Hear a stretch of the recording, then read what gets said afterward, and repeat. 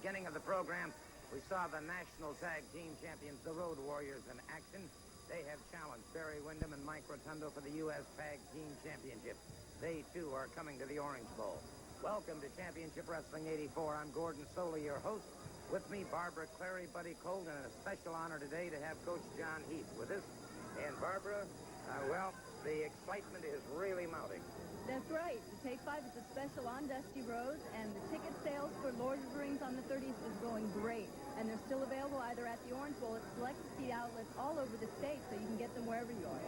Yeah, I'd like to reiterate on that, if I may, for just a moment, too.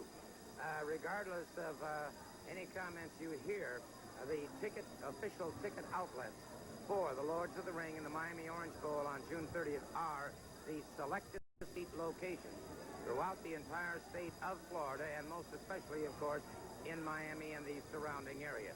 So those tickets are available at select seat. Remember that. Buddy, a lot of excitement coming down the line. There really is. You know, one of the things I'm really excited about myself is the Lords of the Ring match. I have been talking to people throughout the state, and it's just amazing how many people are going to drive to Miami to see this match. Now, next week here on Championship Wrestling, you'll be seeing the Boogeyman, Jimmy Valiant. Also, the World's Heavyweight Wrestling Champion, Ric Flair, will be here. And we'll be hearing from Ric Flair today via videotape. And, of course, we're talking all about the Lords of the Ring, and I don't certainly want to leave Coach Heath out of this. You've got some great matches tonight. Well, tonight's the night that Blackjack finally corners Ron Bass and gets him in a barbed wire fence match. And no escaping by Bass off this one. And any time that you can get Dusty Rhodes and Billy Jack to team up and go against like a Superstar Graham, a one-man gang, you've got to say it's one of the biggest cards we've ever had in the history of Sarasota. That's for sure. That'll take place tonight in Sarasota at Robarts Arena. I'd also like to point out Championship Wrestling coming your way in Punta Gorda, and that'll be on Wednesday the 27th. Enough talk. Let's have some action right now. Let's go to the ring. We've got our first match upcoming, and this should be a promising match indeed. Ace Freeman in the ring now, waiting for the arrival of Tampa's own Dick Slater. Slater looking a bit like Indiana Jones for a moment. Well, whoever Indiana Jones is, he's an ominous-looking sight right there. I'll tell you, Dick Slater has made a name for himself around the country. You know, we talk about the differences between professional wrestling and collegiate wrestling, and Slater came out with his philosophy last week about violence being the difference between the two, and I'm afraid I have to agree with him to a point, because it is a difference here. We're talking about in amateur collegiate wrestling, you're going for medals. Professional wrestling, you're going for money. And Slater's out for money, and he's going to get it any way he can, just staying within the limits of the law. Excellent analysis, Coach, and it's Slater moving out very quickly on Freeman.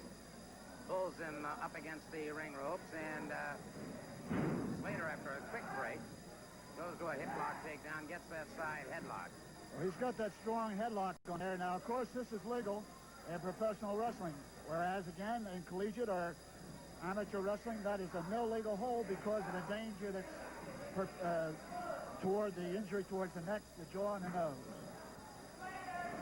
It's Freeman coming up rather slowly, and Slater, a chop into the throat. That, again, of course, not allowed in the amateur ranks whatsoever. Well, any type of a blow to any part of the body is illegal in amateur wrestling. But as we pointed out, he's gone for the big M, and that's money. And it is legal in professional wrestling. Slater punishing Freeman, and Freeman seems to have a hard time getting up a head of steam, buddy. Well, it looks like Freeman's just been overwhelmed by Dick Slater. Dick Slater is such a tremendous athlete, tremendous wrestler. Plus, he just throws the rule book to the winds when necessary. He's out there to win and to make money. Like Coach Heath just mentioned, professional wrestling is for money. The more you win, the more money you make, the more main events you get. And it's quite obvious that Dick Slater is out there for that dollar. And Ace Freeman just hasn't been able to function at all. Freeman giving away some size and weight here, but Slater doesn't ask for any quarter and certainly doesn't give any quarter to his opponents. Well, I haven't seen Freeman in operation before, Gordon, but again, he may be facing the same problems that a lot of fellas face when they come out of the collegiate or amateur ranks. He's only used to certain types of rules, and he's only worrying about the clock and points. Here he has to worry about a man who seems to him probably now to have 10 arms and 10 feet. And all in action at the same time. Lateral press by Slater. Freeman is able to power out before the count. The referee is Bill Alfonso. Looks like Ace Freeman is getting a very fast lesson in professional style wrestling right here. Ace Freeman had best try and climb out of the ring, take an 8 or a 9 count, get his wind back, and get back in the ring and try and start all over. It takes, as you know, buddy, it takes several years for a fella coming out of those amateur ranks to acclimate himself to the violence, really, of professional sport, wrestling. And there it is. At the count of 3, it's all over, and so Ace Freeman goes down in defeat to Mr. Excitement, Dick Slater.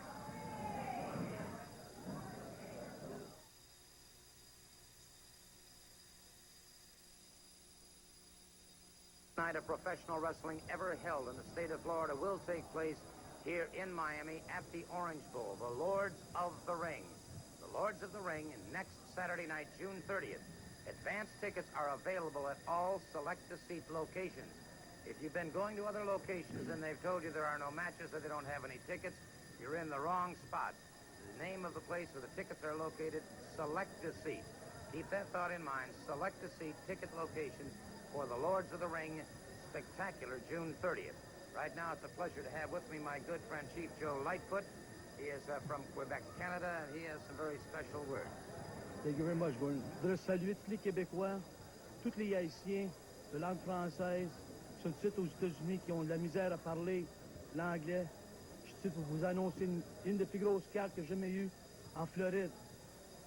Ça va être à Orange Bowl, le 32 juin à 8h30. Dusty Rhodes va rencontrer Ric Flair. 100 000 en jeu, la ceinture et une bague qui vaut au-dessus de 5 000 pour l'honneur. Voir le match de Kevin Sullivan et Blackjack Mulligan, qui là, depuis 2-3 semaines, ils ont eu des grosses batailles. Blackjack Mulligan a déjà blessé 4 d'entre eux, et Kevin Sullivan, ça va être le dernier qui va avoir blessé. Voir le match de Barry Windham et Mike Rotundo avec les Road Warriors. Les Road Warriors, c'est des deux gars de Chicago, des lutteurs qui ont une chose, qui vont là pour blesser des hommes. Là pour lutter, ils sont là pour blesser. Et Mike Rotundo et Windham vont là, ils vont mettre leur championnat en jeu contre ces deux hommes-là qui vont venir d'Atlanta. Il va y avoir le full Nelson match avec Superstar Billy Graham et Billy Jack. Ça va être un combat que plusieurs gens veulent voir. Le 32 juin, 8h.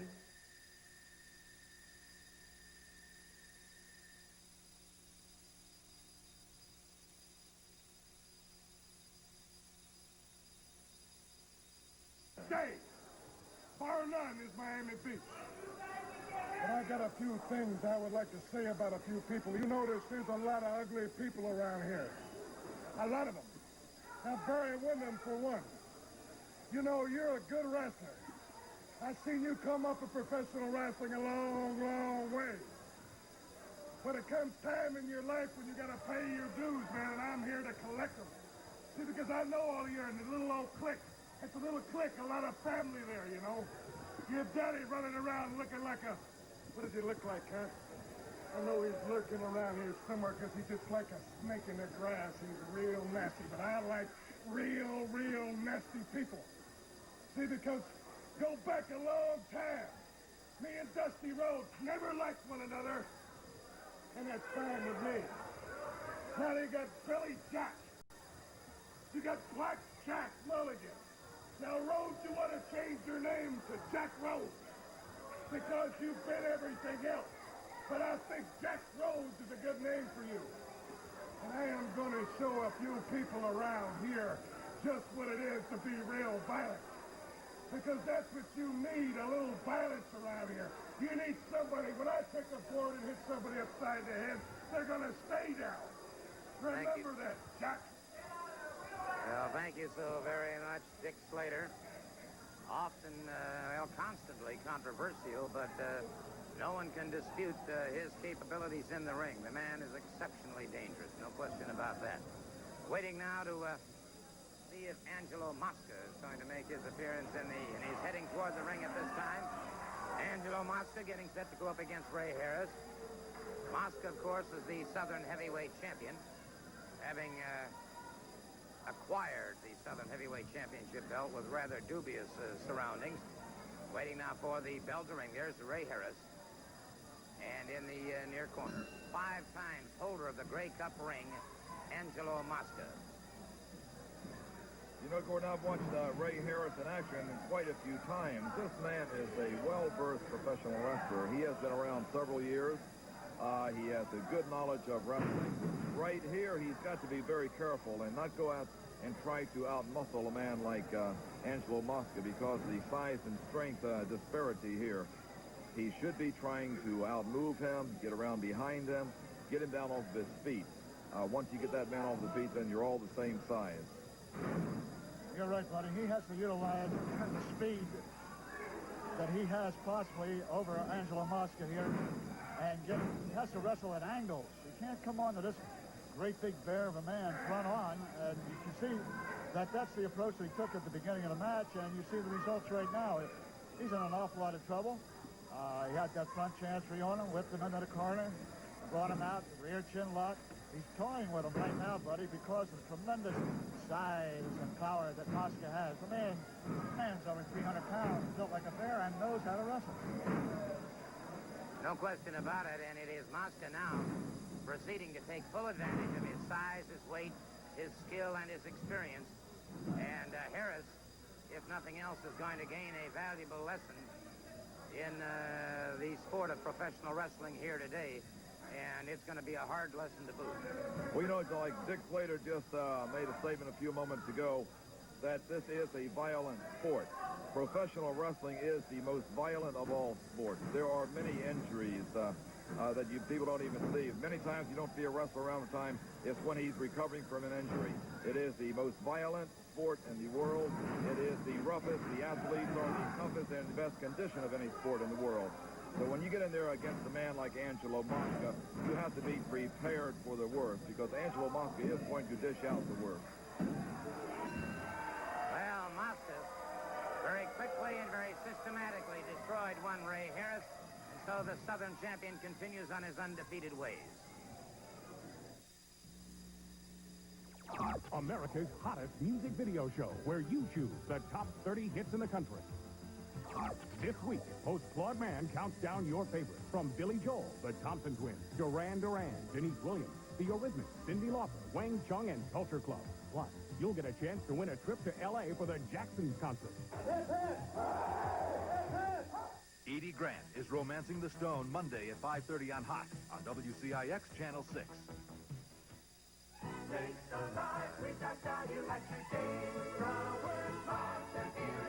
Here's a great reason why we've got some of today's best truck values. The Mazda B2000 SE5. At $59.95, SE5's a sporty truck priced down with some of the people's base trucks. It's got a 5-speed, radials with spoker wheels, 40 stripes, dual sport mirrors, and a step bumper. All standard and all for just $59.95. See your local Mazda dealer today in Fort Lauderdale, Miami, and Pompano Beach. Hey, I'm right here. His mind is on his mission. His body is ready for action. And his charm is irresistible. Harrison Ford, Indiana Jones, and the Temple of Doom. Rated PG. Now playing at a theater near you. Need relief from athlete's foot? Feel the Desenex difference. And there is a difference, because medicated Desenex does more than just cure athlete's foot. Want cooling, soothing relief? Feel the Desenex difference. Desenex soothes burning feet, cools tender feet. Want relief from cracked, itchy feet? Feel the Desenex difference. Desenex relieves itching, gives real foot comfort, and used daily, Desenex helps prevent reinfection. Feel the Desenex difference.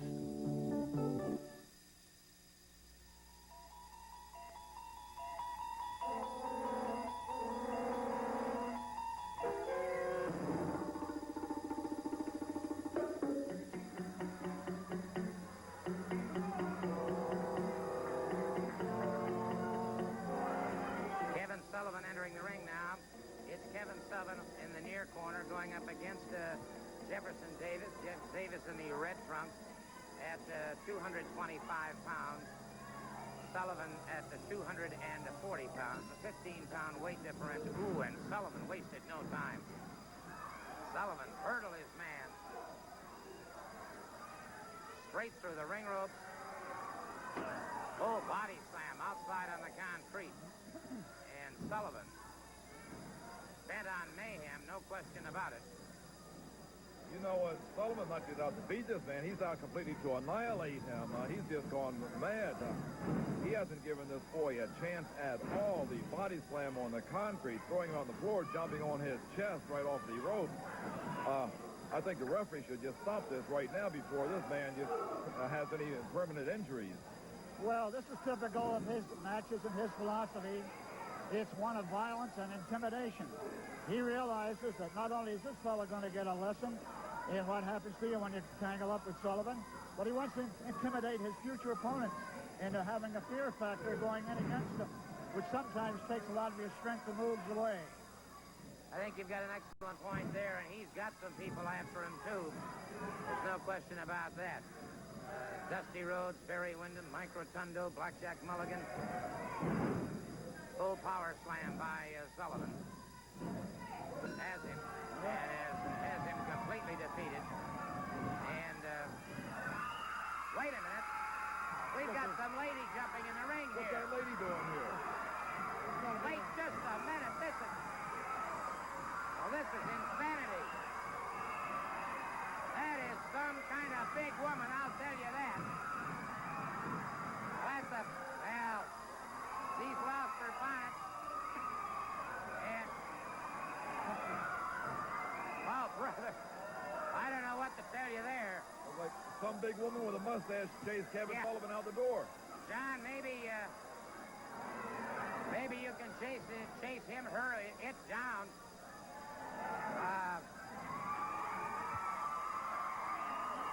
Rather blonde, curly hair, a purple flowered dress, and a Texas toothpick. Here's John Heath. World's largest.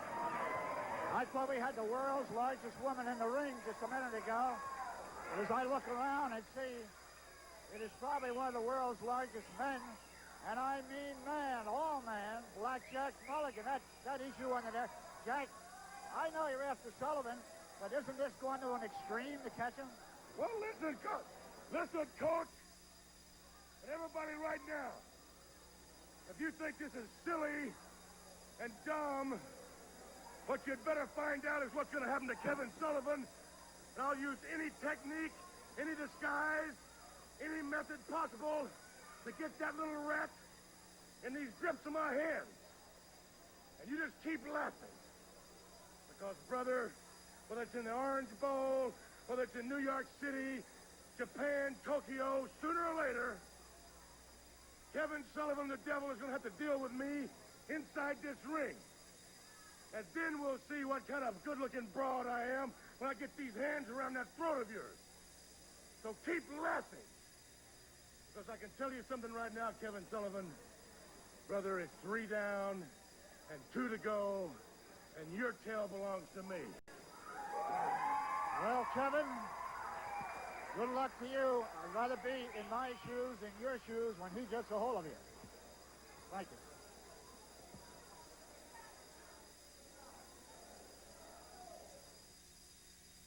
Look at this. Some kind of a voodoo doll.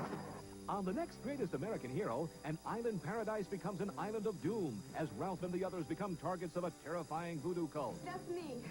Hey, that's my hair. That axe almost fell on me. Superstition and black magic are a way of life on the islands.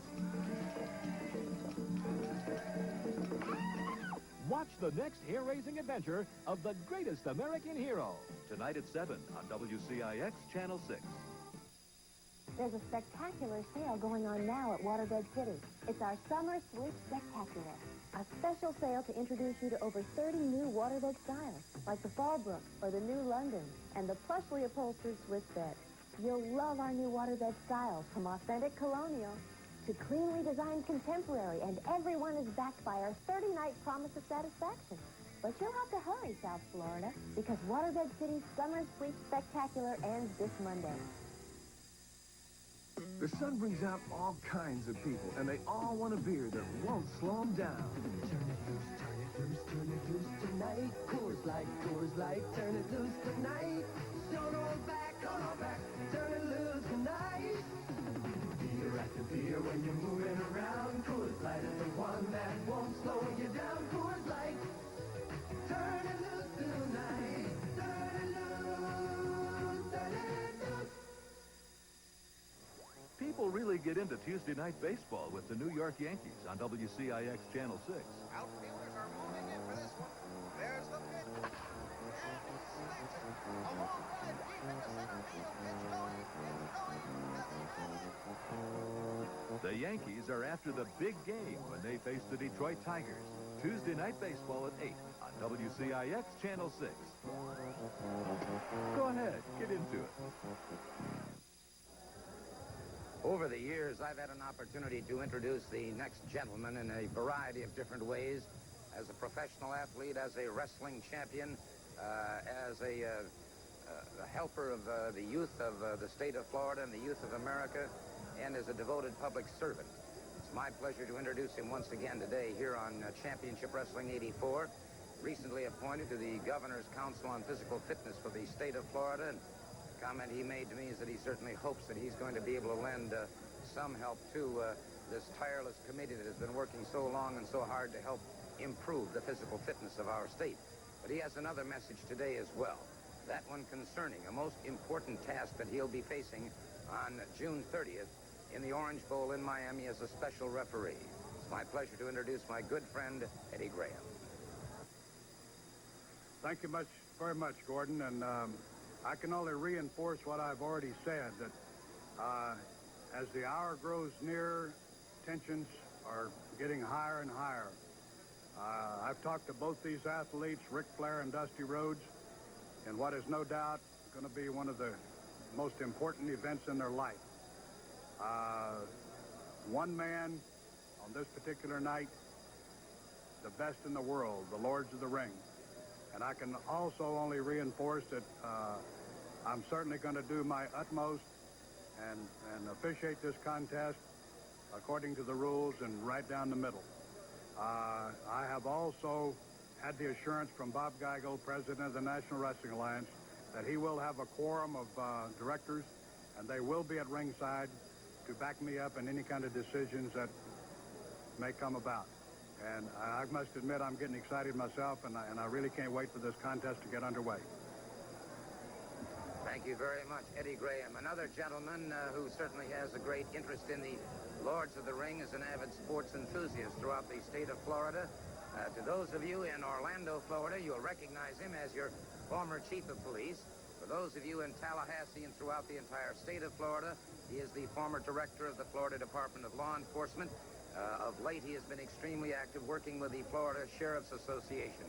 A dedicated lawman and an avid sports enthusiast, he had these comments to make about the Lords of the Ring. Let me introduce Jim York. Thank you, Gordon. I can only echo Coach Shula's statements. I think this match is super for Florida, super for the sport of wrestling. You have got two of the most tremendous competitors in the professional wrestling business today involved, and I'm sure that every wrestling fan in the state looks forward to this match with enthusiasm.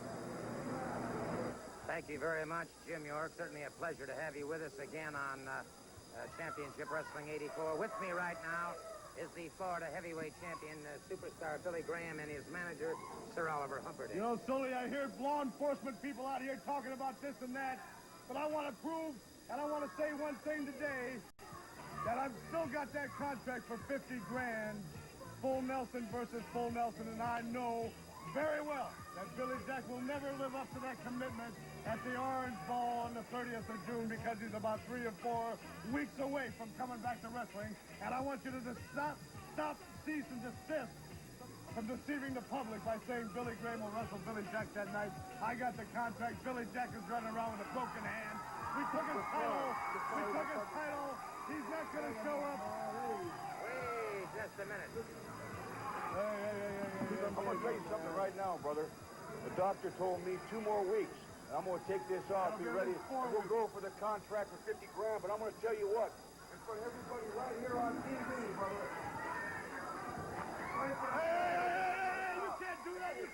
I'll take this guy's contract too, brother. I'm going to stick it right here, and I'm going to show you the kind of shape I'm in and the pain you put me through. Impossible. He can't do that. He can't do that. That's physically impossible. What's the man trying to do with that broken hand, man? Famous last words. Wait a minute, Billy Jack's gone to the ring. Billy Jack went to the ring. This is our match. This is Superstar Billy Graham's match. Superstar Billy Graham's That was my match. opponent. The man didn't say this. Gordon told me that was my match. That's my opponent. What's the man doing out there with a full Nelson? He's got the hold on him. Well, he can get the full Nelson. He can get the hand back. Russ there, Billy Jack has the contract. He just proved that full Nelson is still with him. And Billy Jack is saying anytime, anywhere. But there's $50,000 riding on it right now. And Billy Jack is ready. Sir Oliver Humperdinck is indeed a desperate man at this point in time. We'll be back.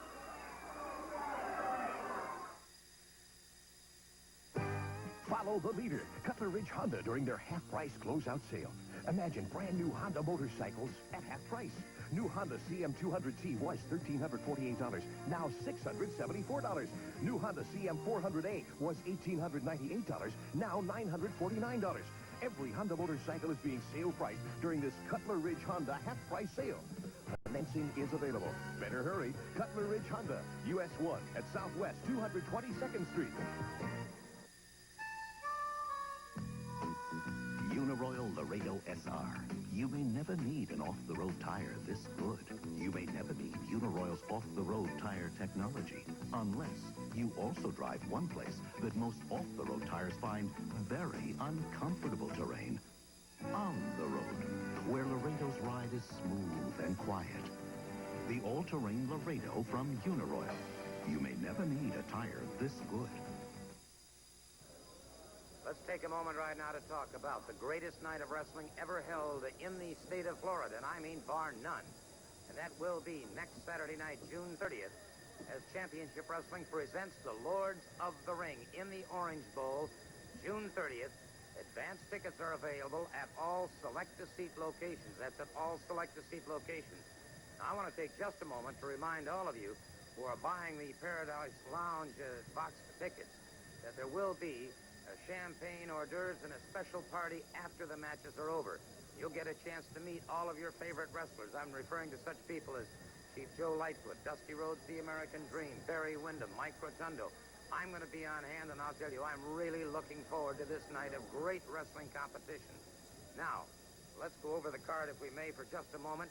Dusty Rhodes goes up against Ric Flair, a $100,000 match, plus the $15,000 Champion of Champions gold and diamond ring. In a hangman's noose match, lights out, outside the sanction of Championship Wrestling and the NWA, it will be Blackjack Mulligan against Kevin Sullivan, the final of the five. The U.S. Tag Team Champions, Barry Windham and Mike Rotundo, defending their titles against the challenge of the National Tag Team Champions, the Road Warriors. Billy Jack against superstar Billy Graham, full Nelson versus full Nelson, $50,000 on the line. Salt and Pepper Jam 84, Wahoo McDaniel, Boogeyman Jimmy Valiant, and the Junkyard Dog facing Angelo Mosca, Cowboy Ron Bass, and Black Bart. The special event, Chief Joe Lightfoot against Dick Slater. Mike Graham takes on Chavo Guerrero. Jerry Lawler faces the one-man gang. The Women's Tag Team Championship will take place, and Denny Brown goes up against Hector Guerrero for the Florida Junior Heavyweight Championship. Gentlemen, just a fantastic night of competition. No, Gordon, all the talking is done now. The National Tag Team against the United Tag Team Champions. We're going to see what happens in the Orange Bowl. And I know one thing. Barry and I have spent a lot of time working very hard, and we're ready for the Road Warriors in the Orange Bowl. You know what, Mike? That's right. You know, I just want to say, right now we come right down to the wire. The training is over, everything. Mike, I'm so happy we're going to take it. And I'm just looking forward to the party afterwards. We'll be there, Barry. Billy Jack, briefly, that hand is back. Listen, man, kick those Road Warriors' butts. I know you can do it, man. Listen, Billy Graham, short and to the point. You broke my hand. You took the Florida title from me. We've got the contract signed, $50,000. You have to win by full Nelson, no disqualification. Snap, crackle, pop in front of everybody here in Miami in the Orange Bowl, brother, June 30th. Now we're going to hear from Kevin Sullivan, Sir Oliver Humperdinck, and Ric Flair. Billy Jack, you surprised me. You ripped that cast off right here on television and told the whole world you're ready to go with superstar Billy Graham. The Orange Bowl, June 30th, $50,000. Full Nelson versus the full Nelson. Talk to him. Talk to him.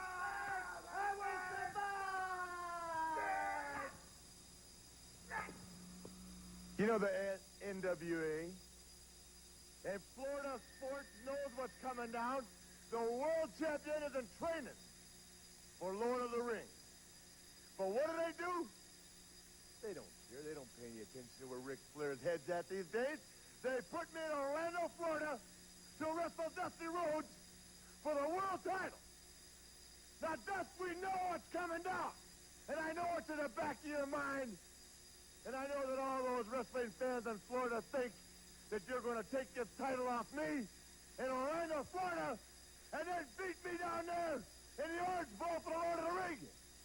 Well, Big Dust, it's not going to be that way at all. Because I'm going to jump on Orlando, that nothing happened in town. I'm going to take you apart piece by piece, brother. And then I'm flying down to the Orange Bowl, Big Dust, and you're going to be mine all night long. Woo! Red Top Limousine service is going to be busy Saturday night, June 30th, and two gentlemen, he'll be using them right here. It's all been said and done. Loves the ring. I was with Goose Gossett in New York the other night, and I glanced down, and I seen the ring on his finger. And really, that's what it's all about, like Coach Shula said. The best at what you do on this given night, a gala affair, a gala party, and a boogie-woogie fever night in the state of Florida. I'm reserving an open finger for the ring. Kevin Sullivan, you've cursed my family, and you've cursed everything that I stand for. I don't know how many people's ever been to a hanging, but in the Orange Bowl, June 30th, Kevin Sullivan, good against bad, will be hung. Here's a match that would sell out any Coliseum or Civic Center in the United States. The U.S. Tag Team Champions Barry Windham and Mike Rotundo going up against Black Bart and Cowboy Ron Bass. You talk about four stellar athletes. We've got them here. Opposing views philosophically, but this should promise to be an action-packed match all the way. Australian tag team event, one fall, 10-minute time. You know, Cowboy Ron Bass and Black Bart are former United States heavyweight tag team champions. So this should really be quite a match. There is going to be a disparity in wrestling styles here, where Ron Bass and Black Bart are out to win without using the rule book at all. But when they go up and head-on against guys like Barry Windham and Mike Rotundo, these two men can use the rough-house rules of wrestling as well as the scientific rule book. I think Ron Bass and Black Bart are going to be in a lot of trouble here. Well, there's a wing over by Barry Windham. He's made a fantastic transition into the professional ranks, as has his partner, Mike Rotundo, who is one of the top intercollegiate wrestlers in the entire United States and in the entire country. And Mike has made that transition. He's carried over his skills from the collegiate ranks, adapted them to the pro ranks, and he is off the danger. A fantastic move by Barry coming off that top rope, forearm into Ron Bass, and he has him in a rear chin lock and locked down good and tight. Windham, of course, exceptionally aggressive, and now makes the tag with two-times All-American out of Syracuse, Mike Rotundo. And Rotundo, a quick hip lock takedown on Cowboy Ron Bass. I want to wish a belated wedding greetings, my congratulations to the sports director, WLVE, and his lovely new wife, Keith Allen, and former Ann Dance. Now, Mr. and Mrs. Allen, my congratulations to them, and I'm sorry we're a week late. And it is Rotundo set to go against Black Bart. Now, Bass and Bart both hold anywhere from 40 to 60-pound weight advantages over these two opponents. And that kind of weight in the unlimited super heavyweight division can have an effect on an opponent. Well, it would have an effect, and of course, it would have an effect in the collegiate rank. But when you get up to the weight, size, and strength that Wyndham and Rotunda have, there's not that much of a disparity there. And they are so strong, they're so well educated in their profession, and there's another wing over by Barry Wyndham. The difference in that wing over and what we call the underarm spin or the spin under is the fact that he powered that man over just then. You work that spin under by setting him up by a balance move. You either push him back or catch him when he's coming in off balance. So you figure if Wyndham is strong enough to do a wing over on a fella that's like Black Bart at his size, you know that there's not that much difference in their weight and strength right now. Point well taken, and Rotunda being smashed up against that retaining wall and the retaining beam. And now it is Barry Wyndham out there standing guard. Pass being worn in Rotundo. Having a little, Rotundo catches pass. And we've got a Pierce Sixer going outside the ring. Now it's Black Bart trying to bring Rotundo in, a forearm across the chest. Rotundo slips under that bottom rope. Tag is made with Cowboy Ron Bass. Well, like I was talking earlier, wrestling being the very violent sport that it is, right here you are seeing a lot of that violence.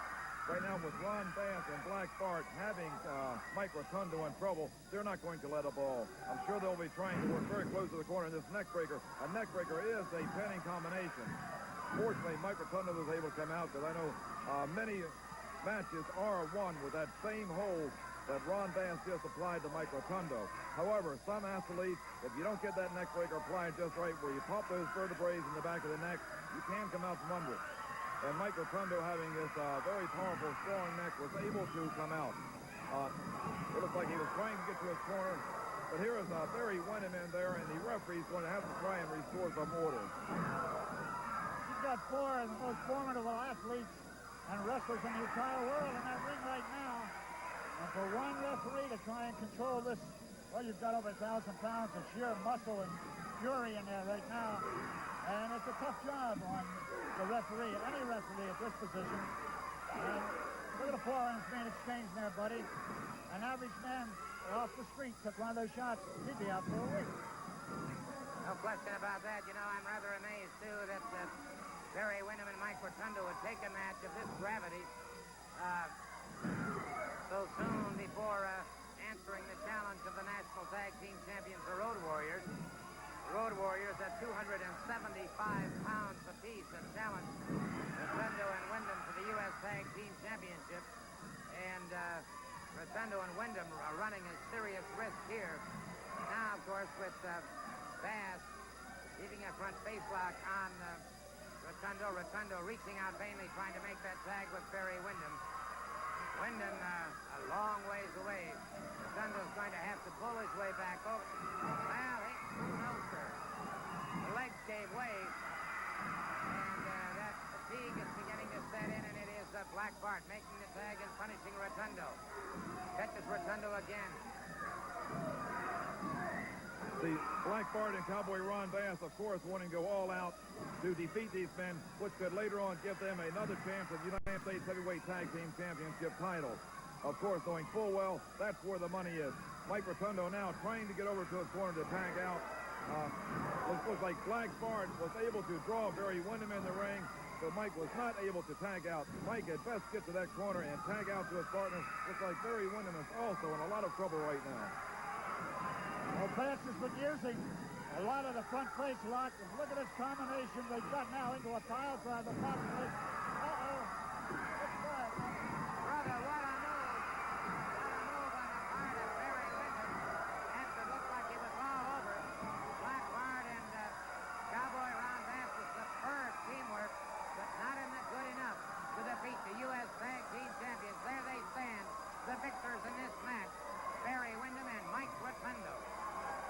The date, June 30th. The place, the Orange Bowl in Miami.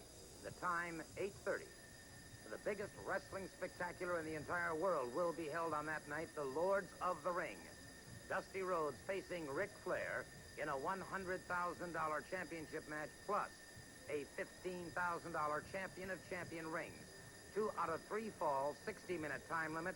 Eddie Graham is a special referee. And now, here's Barbara Clary. Sábado, el 30 de junio, a las 8:30 de la noche, en el Orange Bowl Stadium de Miami, la lucha libre de campeones presentará el ama de los rings. 10 luchas, incluyendo uno entre Dusty Rhodes y Ric Flair.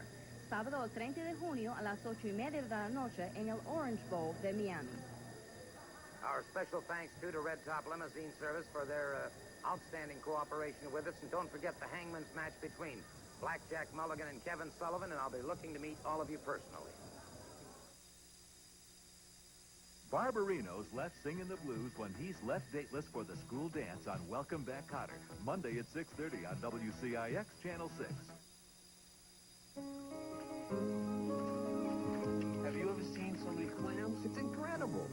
Here's to good friends. Wow, look at the size of that. Night is kind of special.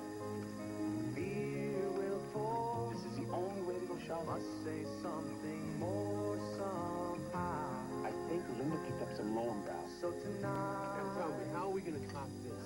Tonight. Well, we got all summer to try. Let it be low and proud. Need relief from athlete's foot? Feel the Desonex difference. Medicated Desonex does more than just cure athlete's foot. Used daily, Desonex helps prevent reinfection. After the last song is sung, the USO is still there. Support your USO, because life's toughest battles aren't always fought in the field.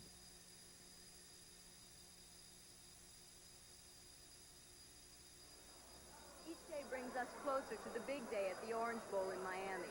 Dusty Rhodes is excited and he's working hard, hoping to become the first Lord of the Ring. Now let's take a look at the most charismatic man in professional wrestling.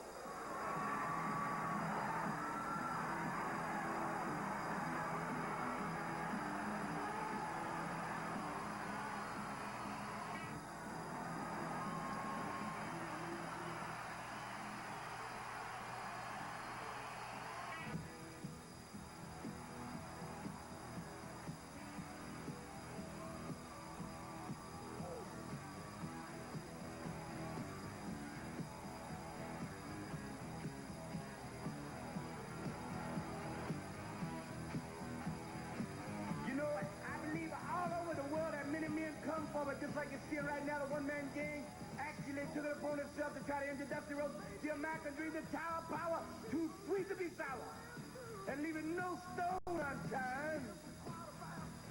Because I don't pass up too many things.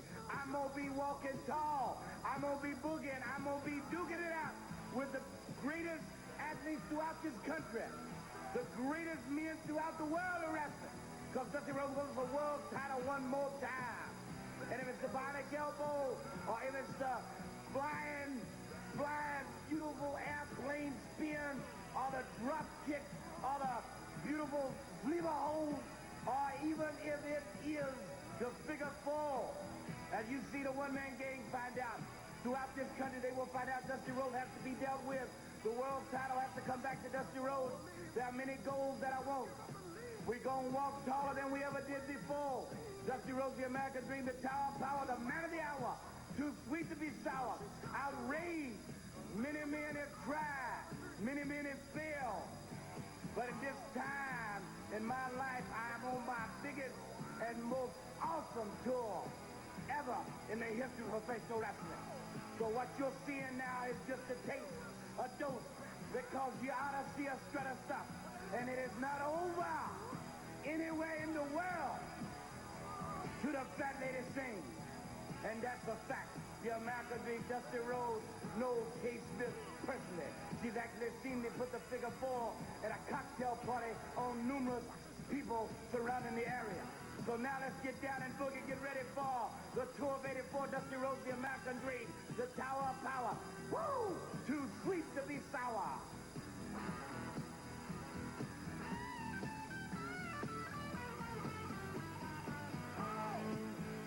This is Dusty Rhodes, the American Dream, been called by many throughout the world as the greatest sports attraction in this world today. Whatever it is, or whatever I do, or whatever comes to my life has been brought about because of the wrestling fan. And I have chose this time in 1984 to announce a reunion of sorts. 7 years ago, when the Lisa Marie took off, and on the tail of the big plane it had TCB, and the man went to Las Vegas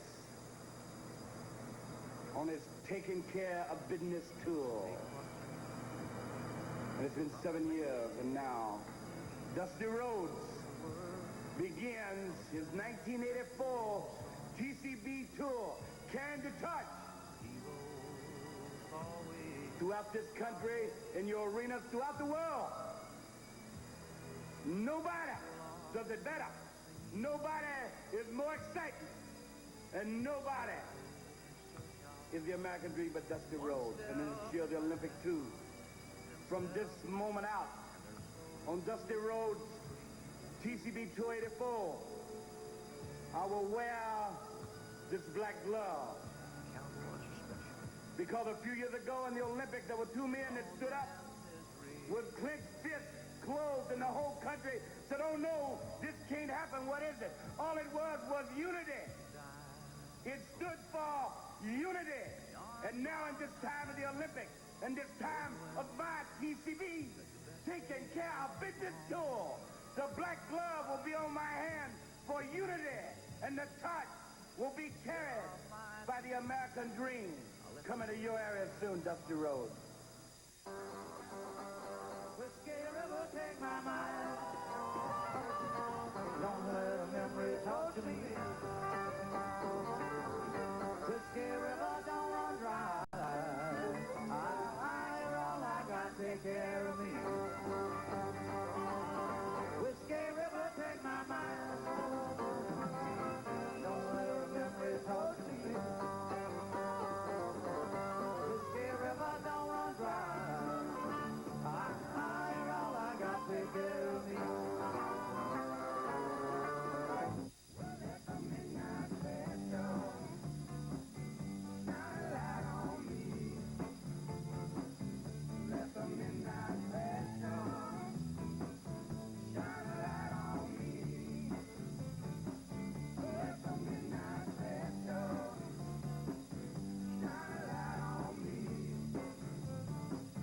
Let the midnight special shine a hell of a light on me. Let the midnight special shine a light on me. Let the midnight special shine a light on me. Let the midnight special shine a light on me. Let the midnight special shine a hell of a light on me.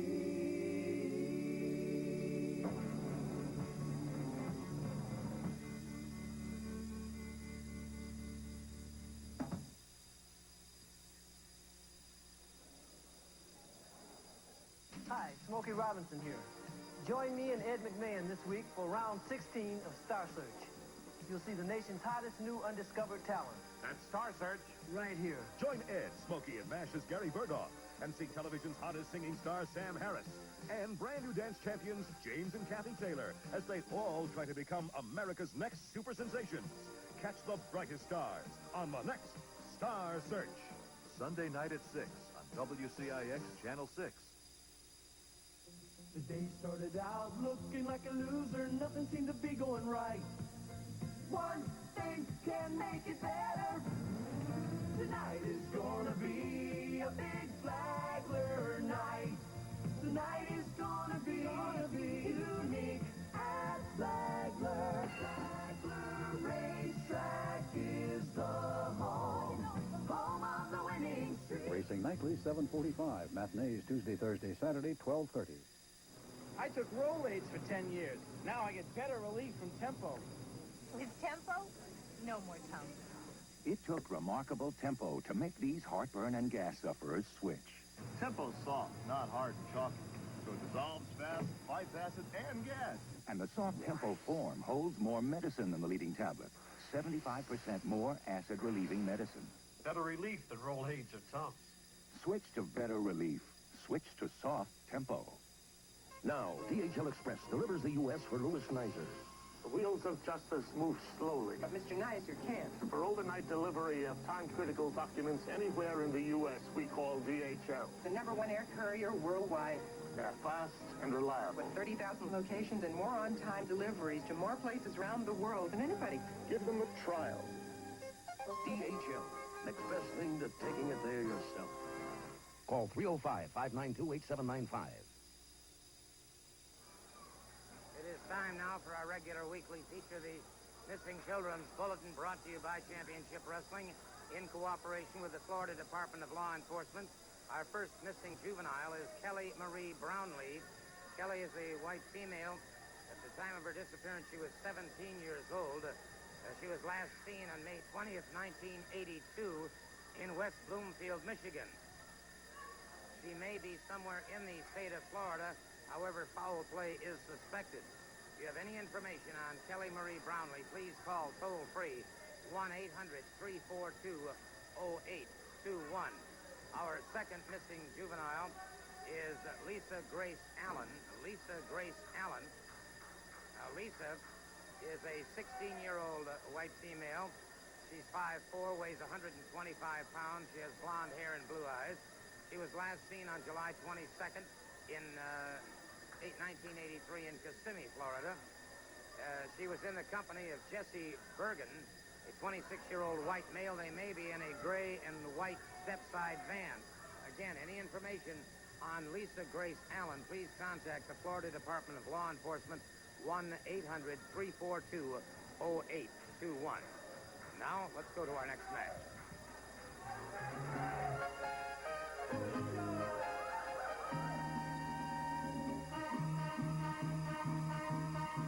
Ay, Jalisco, Jalisco, Jalisco, tú tienes tu novia en Guadalajara.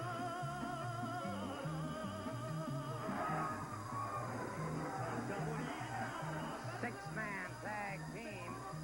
The one-man gang and the Guerrero brothers moving out against Mike Davis, Denny Brown, and Tommy Wright. So, six-man tag, and that should prove to be action-filled. Well, a six-man tag match is always nothing but excitement. You get six men, especially six men like this, you can be quite sure that it's not always just going to be two men at one time. Normally, when one man's partner gets in trouble, he can't get over the tag. Men like the Guerrero brothers and the one-man gang, they will go in without the benefit of a tag to assist their partner, particularly when they are under the guidance of Sir Oliver Humperdinck.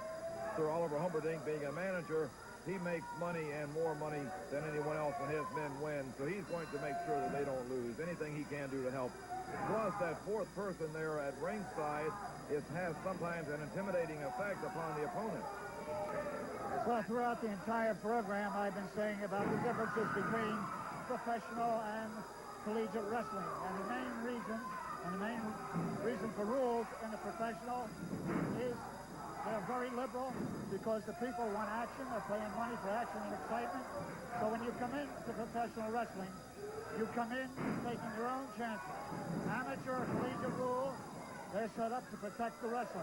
That's not the case of professional wrestling. You take your chances, and injuries do occur. We saw a couple of nice spin unders there, and again, they were set up for it. As you saw, he cut them off balance, coming in, pushed them off balance. That's the secret of a good spin under, balance. Right now, it's Chavo Guerrero making the tag with the one-man gang, and the one-man gang, of course, offsets this team by a considerable margin. Tommy Wright slips away, makes the tag with Denny Brown. Denny Brown comes charging into the one-man gang is after it.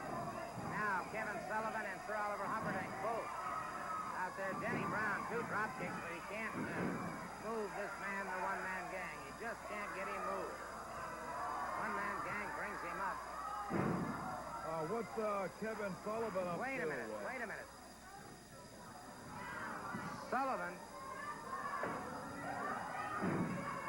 Sullivan just drew Mike Davis away from the ring, and Davis walking out, a picture of bewilderment and confusion. And this is the third time that Sullivan has had a marked effect on Mike Davis. Somehow he's getting to his psyche. I don't know. You know, I'm starting to wonder if Kevin Sullivan doesn't have some kind of a control over Mike Davis. He just drew him completely away from the ring. Big splash down on Denny Brown. It's all over. One-man gang with a big splash on Denny Brown. And so the Guerrero brothers, along with the one-man gang and Sir Oliver Humperdinck and Kevin Sullivan, and that strange appearance of Kevin Sullivan and the disappearance of Mike Davis, that spells something strange indeed. Just imagine, if you will, all in one night, if you were able to see Dusty Rhodes going up against Ric Flair in a $100,000 Lord of the Ring match, champion of champions, special referee Eddie Graham, and then to see the U.S. Tag Team champions Barry Windham and Mike Rotundo defending their titles against the National Tag Team champions out of Chicago, the Road Warriors. And then we saw full proof of it. Billy Jack against superstar Billy Graham. Full Nelson against Full Nelson. $50,000 on the line. The Salt and Pepper Jam 84. Wahoo McDaniels, Boogeyman Jimmy Valiant, and the Junkyard Dog taking on Angelo Mosca, Cowboy Ron Bass, and Black Bart. Chief Joe Lightfoot against Dick Slater. Mike Graham against Chavo Guerrero. Jerry Lawler against the one-man gang. The Florida Junior Heavyweight Championship on the line. Denny Brown against Hector Guerrero, plus the Women's World Tag Team Championship. And the added lights-out match, it will be Blackjack Mulligan against Kevin Sullivan. Our time is gone. See you at the Orange Bowl. If you're looking for excitement, action, comedy, or mystery, Channel 6 has it all on the 1 o'clock movie. Get your popcorn ready. It's next on WCIX Channel 6.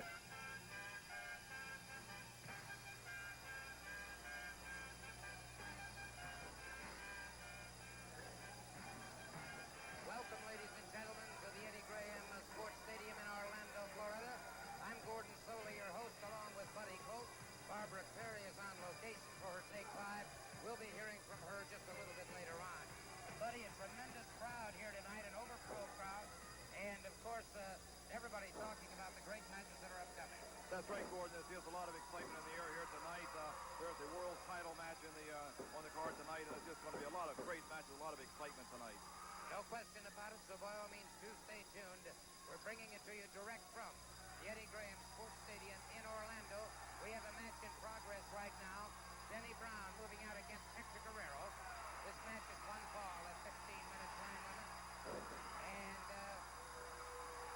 right now it's Denny Brown holding an edge on Guerrero. You notice that both men have their fists taped, and they have the right to use them in any way they see fit.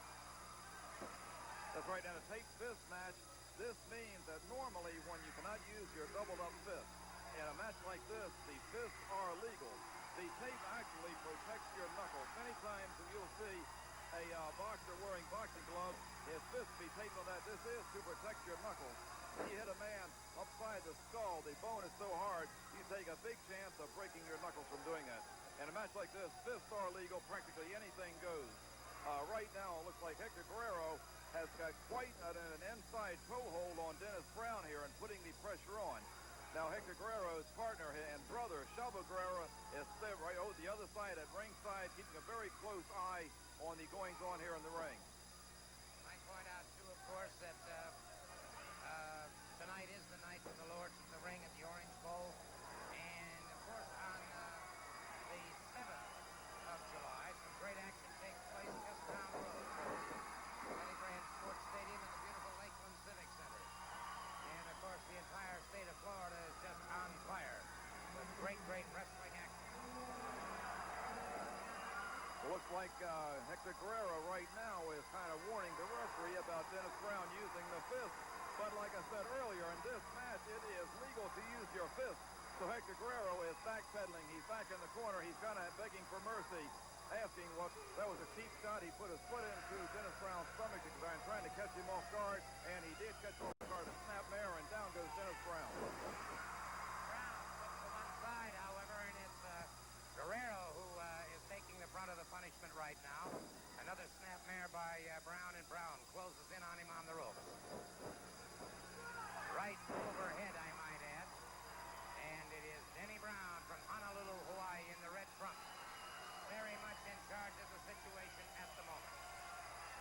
Brown is going to have to be a little careful because you can see in this shot right here where Chavo Guerrero is on the other side of the ring. Sometimes it can be an intimidating thing to see an extra man there. So let's hope that Chavo Guerrero stays outside where he belongs. But whenever Hector Guerrero gets in trouble, you can always have to keep your eye on his brother. His brother's going to do what he can to try and prevent Dennis Brown from winning this match. Dennis Brown is a well-versed wrestler. He's been around for quite a few years. Great scientific wrestler. There's a good close-up of Chavo Guerrero, very intently watching his brother in action. Denny Brown is putting the hurts on Hector Guerrero. Denny Brown scoring effectively to those femoris muscles and punishing that left leg, and he is very, very effective at this point in the match. You can hear it much to the pleasure of the thousands and thousands of people jamming the Eddie Graham Sports Stadium here in Orlando, Florida. One of a series of locations where you'll be seeing Championship Wrestling 84 as we tour the entire state this summer. Be watching for us in your town. We may be there next. You see Dennis Brown really putting the pressure on this left upper thigh muscle of Hector Guerrero. Looks like Hector Guerrero was able to come out of that, and now Dennis Brown is in trouble. Things can change so quickly in professional wrestling. You have to be on your guard at all times. If you take your eyes off your opponent for 1 second, the tables can turn. There's a big high backdrop, and that knocks a lot of air out of you. All right, Guerrero still trying to maintain dominance here. Beautiful high vertical souffle on Denny Brown. Brown powers out before the count, however. And it's referee Bill Alfonso watching the action very, very closely.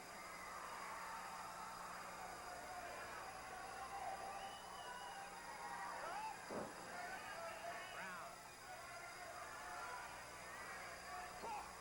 All right, it's Brown punishing Guerrero. And referee Bill Alfonso watching both men very, very intently. Looks like both men there were doing the best to try and block. They're getting their head run on the turnbuckle. And it looks like Hector Guerrero got the short end of this. He did indeed, and Denny Brown beginning to explode with a series of lefts and rights. He's got Guerrero buckled up and against the turnbuckle.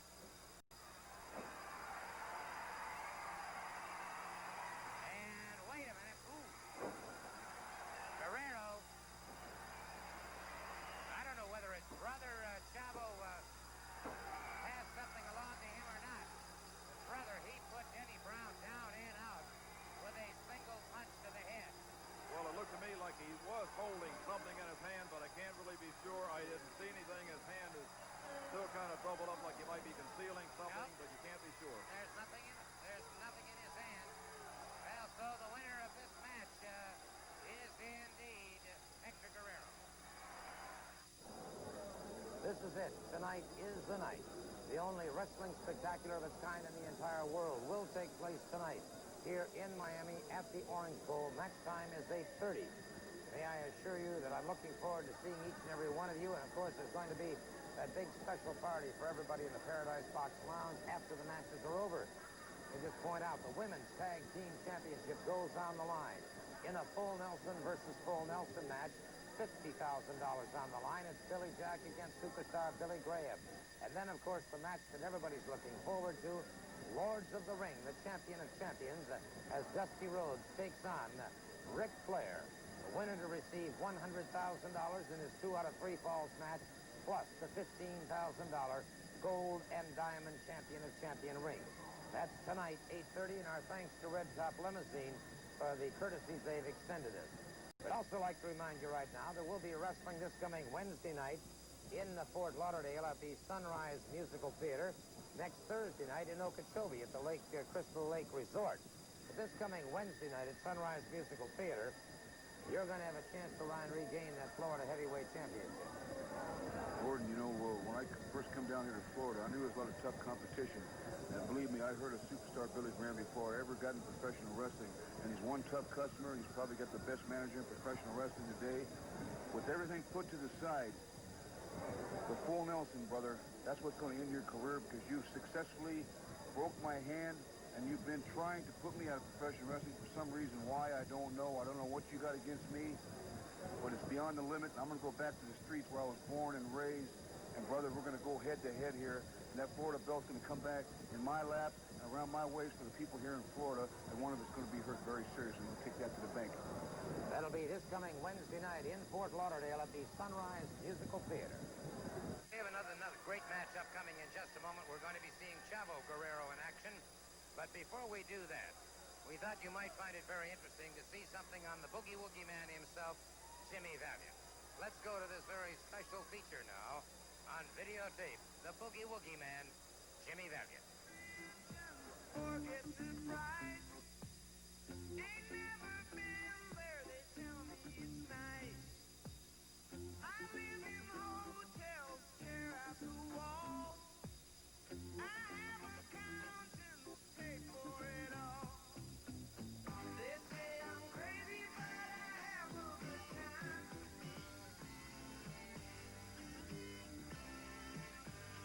I'm just looking for clues at the scene of the crime. Life is good to me so far.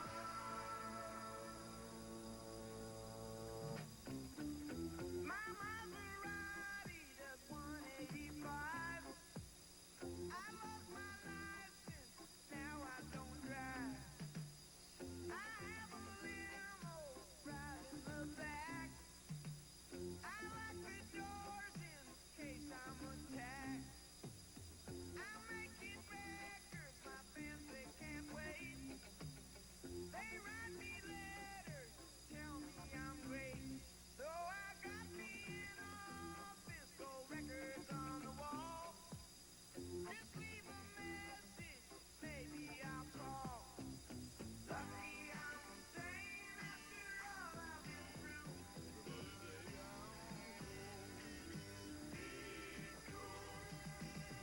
I can't complain, but sometimes I still do.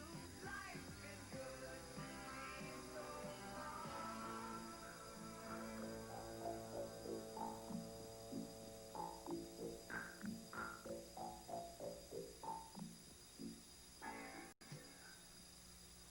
Jimmy, the Boogie Woogie Man Valiant. Anytime you get a chance to see him live and in action, do so, because he is an exciting individual in the ring. He and Dusty Rhodes are close friends, and you can count on them to be quite a tag team. Right now, then, let's turn it over to our ring announcer for our next match. Here's Hugh Turley.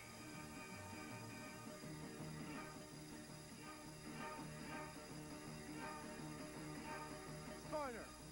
From Atlanta, Georgia, weighing in at 228 pounds, Mike Fever. Mike Fever.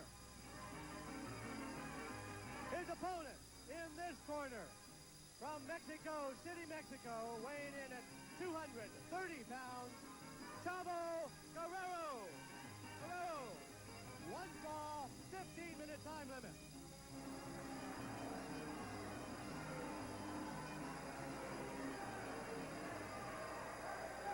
Okay, Mike Fever moving out against Chavo Guerrero. And I can't help but feel that Chavo was involved in that situation with Hector Guerrero a few moments ago. Well, apparently it seemed like he was there, and all of a sudden he was gone, and they always work very closely together. However, right now, at this time, I do not see Hector Guerrero at ringside. Perhaps Chavo Guerrero has enough confidence in himself, and maybe Hector Guerrero might have been lacking a little bit earlier. He's got a crooked head scissors on Mike Fever. This can put a lot of pressure on your neck, on the upper vertebrae in your spine there. Chavo Guerrero is a great wrestler, as is Mike Fever. You will never see a dull match when either of the Guerrero brothers in the ring. They're both very exciting to watch, very colorful, always a lot of action. As typified by what he just did, very quickly moving into a head scissors and catches Mike Fever. By the way, we've got a little something special coming up tonight, too. I was talking to Chief Joe Lightfoot earlier. He has something very, very special, and we'll be having that a little bit later on in the evening, and it is Mike Fever moving up, floating up nicely, getting a side headlock. Guerrero broke it up, however, in a good two spin under takedowns by Mike Fever. See, right there when Mike Fever had the headlock on Chavo Guerrero, and Chavo kept trying to counter by going into a head scissors. This is where perhaps Mike Seaver should have tried to duck and keep his head down flat next to Chavo Guerrero's body to prevent Chavo from getting that head scissor on him. And so consequently now, because these series have moved, it looks like Chavo Guerrero has come out with an arm bar on Mike Seaver. Now what he's doing right here is a very painful hole. This is a hole I used many times years back myself, and you can do a lot of damage here to the upper deltoid muscle. You see where he's got his left hand just set up on that upper deltoid muscle, putting the pressure on. And Mike Seaver able to do a little wing over and come out of that. They lock up again, collar and elbow, and it's Seaver being pulled back into the far turnbuckle, and it's Chavo Guerrero. A ripping bolo-like forearm under the chin, and Seaver's eyes glazing just slightly. And now Seaver retaliates. Seaver with a series of hard right hands that has Guerrero looking around, wondering exactly where he's at. Referee Bill Alfonso continues to watch both men very carefully. See right there, Mike Seaver just kind of walked into him, and Chavo Guerrero brought the flat of his foot up into the stomach of Mike Seaver. This is within the rules of professional wrestling. Now there's that big high knee up alongside the upper jaw and upside the head of Mike Seaver. Mike Seaver is in a lot of really bad, serious trouble right now with that foot upside, the flat of the foot upside the head after that knee. The referee trying to warn Chavo, but now here's even the instep of the foot, which once again is within the rules of professional wrestling. Seaver firing back. He took a lot of punishment, came right back for more. And it looks to me like, that one got Seaver. Seaver stunned and drops to the canvas to both knees. Now back to his feet.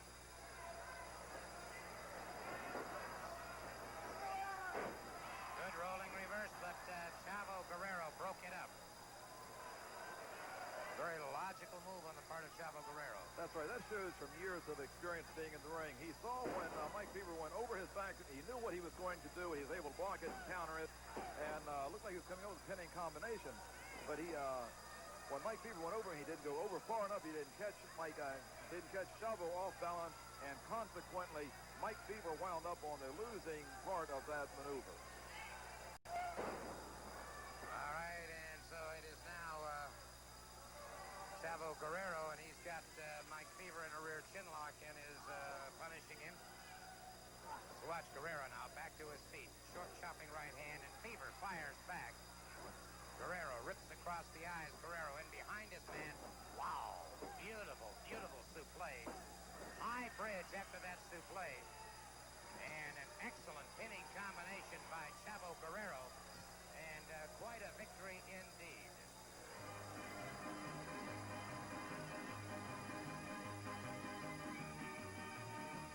Chavo Guerrero. Hi, I'm Andy Gibbs. Join me and Ed McMahon for round 17 of Star Search. It's incredible. The hottest new talent around, plus you, Andy.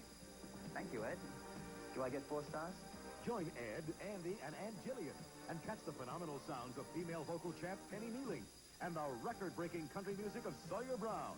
Will they survive this week's sensational challengers? Find out on the next spectacular hour of Star Search. Sunday night at 6 on WCIX Channel 6. It starts with a bang, bursts with unbeatable bargain. Lindsley's Great American Sale is on. Save on a 52-inch Casabella ceiling fan with light, now just $59.99. White water saver toilet and tank, only $28. An Artla gas grill with tank, just $69.99. And there's more in every Lindsley store. Lindsley's Great American Sale is exploding with value. Be there. Introducing Grandma's Peanut Butter Chocolate Swirl Cookies. Bessie, your new peanut butter chocolate swirl is the cookie that confounds me. Oh? It's not hard and dry. It's moist and chewy. Oh. And you got real peanut butter flavor and rich, creamy chocolate filling? Yep. How'd you get so good so fast at baking cookies? It's all in the wrist. New Grandma's brand Peanut Butter Chocolate Swirl Cookies taste suspiciously close to homemade. It's coming, the Hacky Sack Frisbee Festival. You'll see and play Hacky Sack Footbag, the new sport that's sweeping the country. You'll see experts doing Frisbee Disc Freestyle. You'll see Frisbee Disc Ultimate, the sport that combines the excitement, skill, and action of football and soccer. Experts will be on hand to help beginners in hacky sack and coach more experienced players in hacky sack and frisbee. The Hacky Sack Frisbee Festival is free for all. Don't miss it. We have a very special presentation. Well, I don't want that Dick Slater complaining about TV time. Chief Joe Lightfoot's got an announcement he wants to make, and if somebody will give the chief a microphone.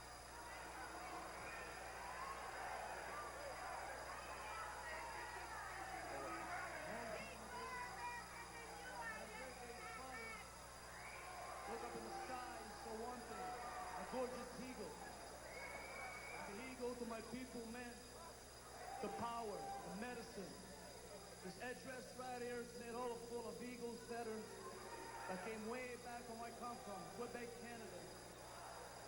They've been picked one by one and been made. My grandfather brought me this set of feathers for one man only.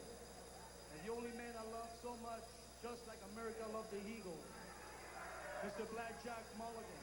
That set of feathers will be for you.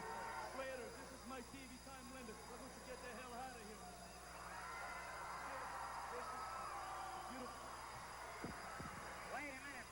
Wait a minute. Kevin Sullivan and Black Bart and Cowboy Ron Bass and Dick Slater have all attacked Chief Joe Lightfoot, and they have destroyed those war bonnets. And oh, good grief. You know, Gordon, sometimes this has gone too far. Slater and Kevin Sullivan don't even have any business being out here at ringside, much less in the ring. Well, they're just making an absolute shambles out of it. Wait a minute. Mike Davis charged the ring, and he was hurdled outside. And they're after, wait a minute. Barry Windham just hit the ring. Barry Windham just hit the ring. And we've got a Pierce Sixer going now with Barry Windham. They're going to have to get a little more help with this Barry Windham. There's too many of them here. There's 4 men out here against Barry right now and Chief Joe Lightfoot. And Slater has Windham outside into that ring post as they continue to punish. Here comes Blackjack and Mike Rotundo. Watch that. Watch Slater. Watch Slater. He's got Barry Windham. Ooh. He's got Windham up a brain buster from outside. Now the ring has been Mike Rotundo and Blackjack Mulligan. For us, there. Blackjack Mulligan out there attending to Barry Windham. Barry Windham caught that brainbuster outside the ring. Slater was jammed into that ring post by Blackjack Mulligan. And we're trying to get things straightened out here. Trying to get things squared away. All right, they've got Barry. Barry's back on his feet. Thank heavens for that. And they're rendering assistance. Out! It looks like Blackjack Mulligan just wasn't going to let Dick Slater get away with what he did. You know, giving someone a brain buster on this solid concrete floor, that could have some permanent and lasting injury.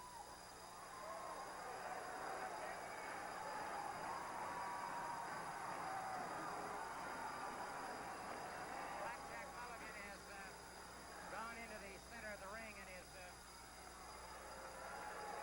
rendering assistance now to Chief Joe Lightfoot. Barry Windham has been escorted from the ring, as have others who have been removed.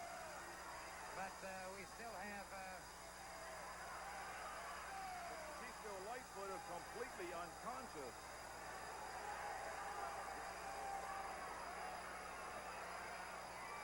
Well, the tragic turn of events here for Chief Joe Lightfoot and for Blackjack Mulligan, and they're trying to get him removed from the ring area at this time. And so Chief Joe Lightfoot, who came into this ring on Blackjack Mulligan, picking him up bodily and moving away from the ring area. So Blackjack Mulligan tending to the hurts on this man. We had a match scheduled here with Chief Joe Lightfoot and Mike Davis, but well, for the moment, we'll just tell you we'll be back. We'll be back in a moment. The day started out looking like a loser. Nothing seemed to be going right. One thing can make it better. Tonight is gonna be a big Flagler night. Tonight is gonna be unique at Flagler. Flagler Racetrack is the home of the winning streak. Final week of racing, $100,000 Super Marathon Saturday night. We play a great game, so more than just sports here. We'll buy the beer. Oh, oh, if you're aiming for a bowl, taste beer. Wait, the bowl's got more. Taste this beer. It's bold as food. Sip on thicker bull. You're on the ball. This bull's got it all. So don't say beer, say bull. Let's rack up another bull. No one does it like a bull. This is Friedlander Financial's Loan Central. This is where Friedlander Home Equity Loan Specialists help you get the money you need. 9 out of 10 homeowners who call Friedlander get the check they need within 1 week.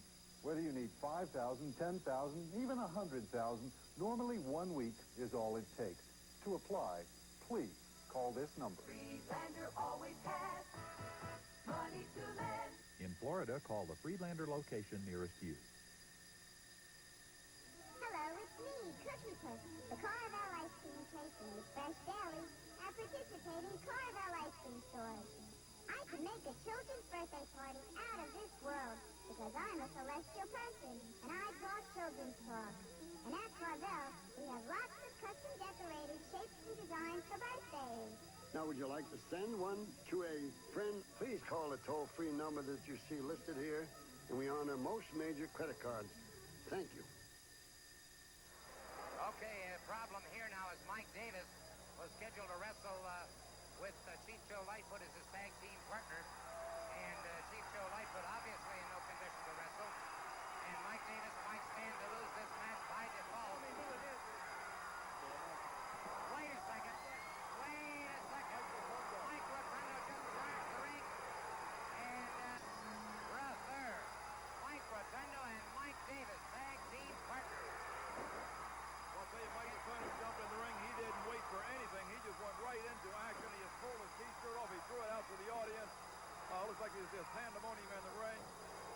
It looks like Ron, Faz, and Black Bart are practically unconscious already. Rough there. A very, very fired up Mike Rotundo and a very fired up Mike Davis. And Black Bart and Cowboy Ron Bass beginning to find out that they're facing a double tough tag team combination.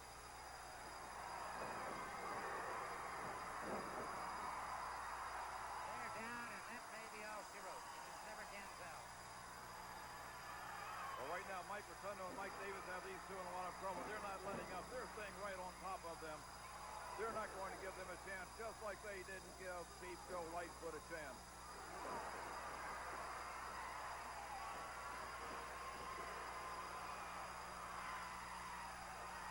All right, we still have all four men in the ring. The referee, Bill Alfonso, trying to get these men to start conforming to tag team rules and regulations. And Rotundo catching him with a beautiful drop kick. All right, Black Bart is indeed outside the ring now. All right, we're going to have to break away for a commercial here.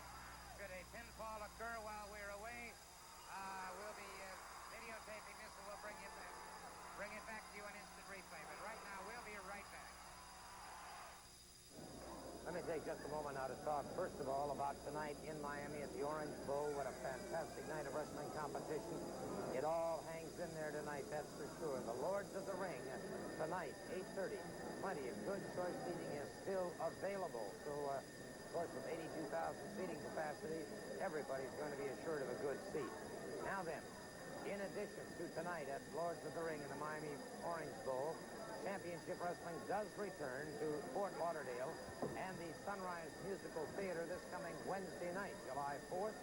And it's a firecracker spectacular. Plus, we're all going to be celebrating Barry Windham's birthday. In a lights-out match, lumberjack with sticks, it'll be Blackjack Mulligan against Kevin Sullivan. In a grudge match, Dusty Rhodes and Chief Joe Lightfoot take on the one-man gang and Ron Bass. Billy Jack goes after the Florida title held by superstar Billy Graham. In a Southern Championship match, Mike Rotundo faces Angelo Mosca, 2 out of 3 falls. Mike Graham takes on Hector Guerrero. There will be 2 other matches, including one with Big Daddy. Take a moment now to talk to Chief Joe Lightfoot and the Dusty Rhodes. They'll be tag team partners. That night, Dusty, I just have a hunch. If you walk in the ring, you're going to be displaying a brand new ring. I think, Gutton, that it's all been said and done. The ring around my finger. Loves the ring. It's going to be the biggest event, the biggest night of my life, the biggest night of life in professional wrestling. And then in the sunrise, I'm going to have a stick. The lumberjack match. Sullivan, if he even gets out alive from the Orange Bowl. Surrounded the ring, lumberjack with sticks. Bobby and the devil himself head up, and me and the chief going to take care of business, right, Chief? Right. Les Canadiens français, les Haïtiens vont vous parler ce qui vraiment vient de se passer. Une couple de semaines passées, Blackjack Mulligan a été blessé. Ils ont sauté dessus Ron Bass et One Man Gang. Ils ont sauté dessus, ils ont fait bien mal. Ils ont causé 2 de ses côtes. Et maintenant, moi-même et M. Dusty Rhodes, on va aller dans cette arène-là de soir pour une chose, taking care of business comme Dusty Rhodes always dit très bien. Une chose qui va se rappeler, c'est que Dusty Rhodes et moi-même, c'est qu'une chose qu'on a à faire. D'arriver là, et en soin, taking care of business comme he always dit. Thank you so very much, gentlemen, and let's turn it over now to Cowboy Ron Bass and others. You know, gang, it seems like they found another friend. It seems like Mulligan and Rhodes and Wyndham, I didn't know they had any left in the world. They got a brand new friend, one little Chief Joe Lightfoot. He says, let me go out there and help you take care of them. Let me get some revenge on Bass Sullivan, the one-man gang, and Black Bart. Well, let me tell you something, boy. If you want to throw your name into the hat, if you want to get in there and take a little bit of the beating, if you want to take some of the punishment, well, you just come on with Rhodes.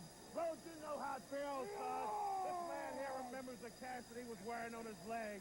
We're going to see Wednesday night, brother, if he can't put one on your whole body. Tonight, $50,000 on the line. Wednesday night, this on the line. The Florida Heavyweight Championship. Billy Jack, you want it back. You want it bad, but Star's going to keep it from us. Mulligan! Mulligan, there is no way you're getting the sunrise. I have called on Esteban. I have called on Habudakid himself. And I even have called on the Dalai Lama. The power that lies in my heart will put the karma that lies on the family's house over once and for all. Because tonight, in front of 40,000 people, I'm going to take that hangman's noose, Mulligan, and I'm going to put it around your neck. And I'm going to cinch up those 13 knots. Those 13 knots, Mulligan. And when I pull it tight, I'm not going to let go until the last breath of air is out of your lungs.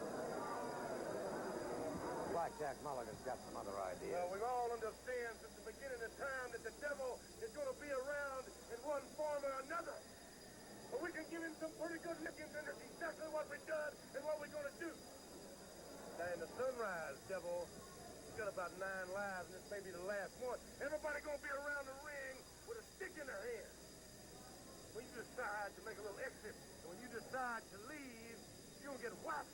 And you're going to have to get thrown back in that ring. And sooner or later, if I believe hard enough, and if we hope, and we really care, the devil's going to disappear. Walking Tall series, brother, is moving on. And devil, we're going to eliminate you totally and completely. You never know. Devil will be gone forever.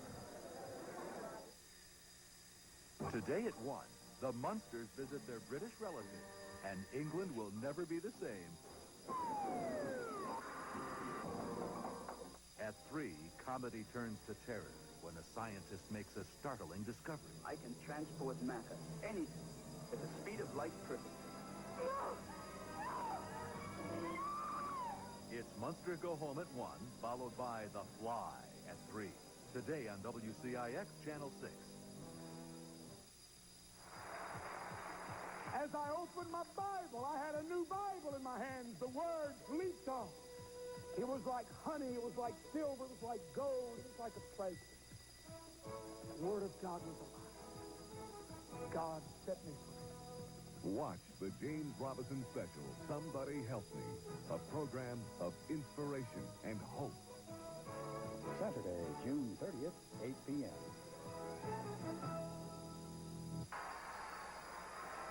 Okay, we're back in action here. Neither team has been able to score a pinfall or a submission hold up to this point. It continues to be Cowboy Ron Bass and Black Bart moving against the team of Mike Davis and Mike Rotundo. You can see it is Cowboy Ron Bass who's been lacerated. Mike Davis trying to get over and make that tag. Rotundo is near and yet so far. In the beginning of this match, it looked like it was Mike Rotundo and Mike Davis. Let me tell you, Ron Bass and Black Bart are former United States heavyweight tag team champions. This means they are two of the best wrestlers in the entire country, if not in the entire world. These two men can take punishment as well as dish it out, and this match goes to show that. Right now, there is Mike Davis able to power out from under that pinning combination, but Black Bart, you see how swiftly this man moves. He's a very big man, and he moves very fast, and right back on top with his reverse chin lock on Mike Davis, trying to wear him down, keeping him covered. There's Mike Davis with his punches, but there's Black Bart gets over and tags out very quickly to his partner. Get that fresh man in there at all times.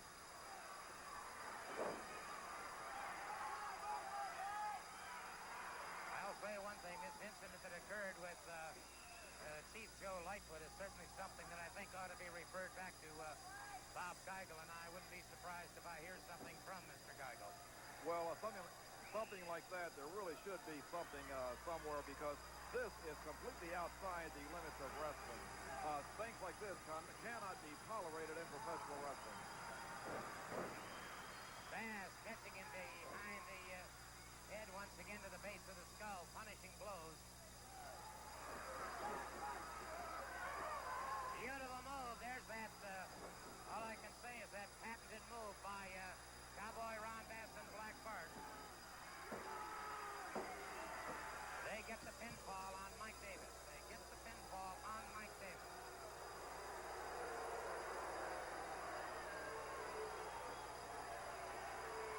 Let me see if I can't get a word here with Cowboy Ron Bass and with Black Bart.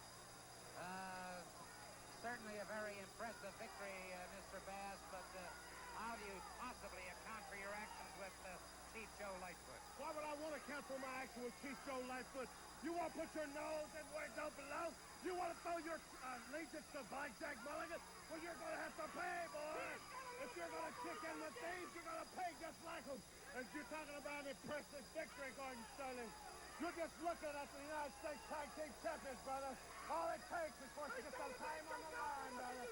We're going to get them back. We want Rotundo, we want Wyndham, and we want it a title match, brother. And the sooner we get that, the sooner you're going to quit seeing things happen like this. They're going to be tearing them out of the ring. They're going to be hurt. They're going to be broken. They're going to be bleeding. Till we get those titles back, Gordon Sterling, and you can take it to the bank and make book on it, boy. Well, certainly these men have made their point abundantly clear, and we'll be back with Barbara Clary and her Take 5 in just a few moments. Final reminder, Lords of the Ring will be held tonight in Miami at the Orange Bowl. Match time is 8:30. This coming Wednesday night, Championship Wrestling will be held in Fort Lauderdale at the Sunrise Musical Theater. And next Thursday night, Championship Wrestling will move to Okeechobee and the Crystal Lake Resort. That's Thursday night, Okeechobee, Crystal Lake Resort. Now, here's Barbara Clary. La lucha libre de campeones viene a su área en las próximas semanas. Esta noche a las 8:30 en el Orange Bowl Stadium de Miami, el Ama de los Rings. Miércoles, el 4 de julio a las 8 de la noche en el Sunrise Musical Theater de Fort Lauderdale. Y jueves, el 5 de julio a las 8 de la noche en el Crystal Lake Resort de Okeechobee. Recuérdense, esta noche en Miami, el día 4 en Fort Lauderdale y el día 5 en Okeechobee. Remember then, wrestling tonight here in Miami, Wednesday night Fort Lauderdale, Thursday night Okeechobee. The American Heart Association, over 2 million volunteers. You've seen their work. This year, be a part of it. We're fighting for your life. Lighten up, take take a bite, so soft and creamy, it's so dreamy. Three Musketeers, every bite fluffy and yummy, a chocolate cloud so smooth and light. Oh, those chocolate bites, both delicious, delightful, fluffy. Three Musketeers, lighten up on a chocolate cloud. Don't taste beer, taste Bull, the split small thicker Bull. The Bull has more taste than beer. No one does it like the Bull.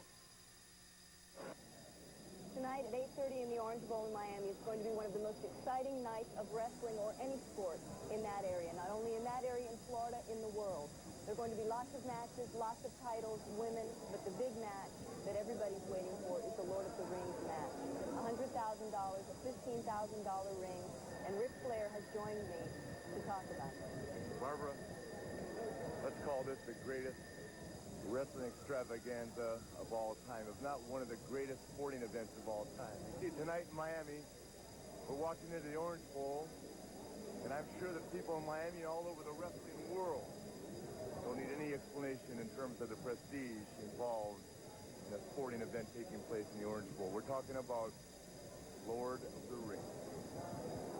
Myself, Ric Flair, the World Heavyweight Champion, versus Dusty Rhodes, former two-time World Heavyweight Champion, in a 2-out-of-3 fall match. Eddie Graham's a special referee. There's a $100,000 cash prize that goes to the winner, and there's a $15,000 diamond ring, very similar to the ring worn by any football player that's ever been fortunate enough to be on a Super Bowl winning team. Well, let's talk about it like this. You see, when I'm the World Heavyweight Champion, I got to abide by a few rules laid down by the NWA. But when I'm Ric Flair, the wrestler, the man that's going to walk into that ring and look across and see Dusty Rhodes trying to take $100,000 off me, trying to take a piece of jewelry, and nobody likes jewelry.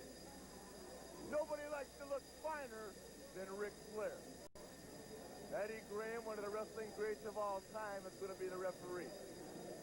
But I'm going to tell you folks something. This match is going to be the greatest match that ever take place in Miami. Because number one, nobody's ever won $100,000 in one night before. Number two, nobody's ever won a $15,000 diamond ring before. And number three, nobody has ever beat Dusty Rhodes in front of 50,000 people. And tonight, in Miami, the big man is my witness. You put it in the bank. I'm walking into the Orange Bowl, and I'm leaving with all the marbles. And I want every good-looking woman in Miami to be there, because I'm going to have $100,000 cash in my pocket, and I'm going to be strutting with a new ring, and I'm going to take the woman of my choice out, and we're going to tear Miami Beach down. Woo! Orange Bowl is the place to be. Lord of the Rings. Don't miss it. That's our Take 5. Good this week. Come to Frontier Junction's grand opening sale, where the air is clean, and you can own a beautiful 4-acre farm or ranch home site for only $89.95, with just $395 down and $95 per month. Call toll-free at 1-800-533-TREE and begin enjoying life in the high and dry rolling hill country of Frontier Junction near Live Oak. So call today toll-free at 1-800-533-TREE. Don't miss what could be the best acreage sale in Florida. Taste the life we got value at today's Broward Mazda dealers now.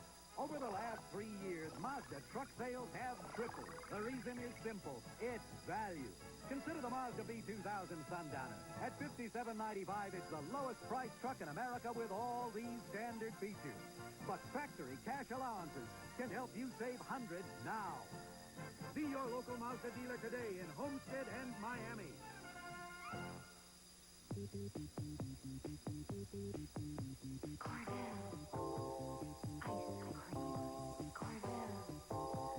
Premium quality.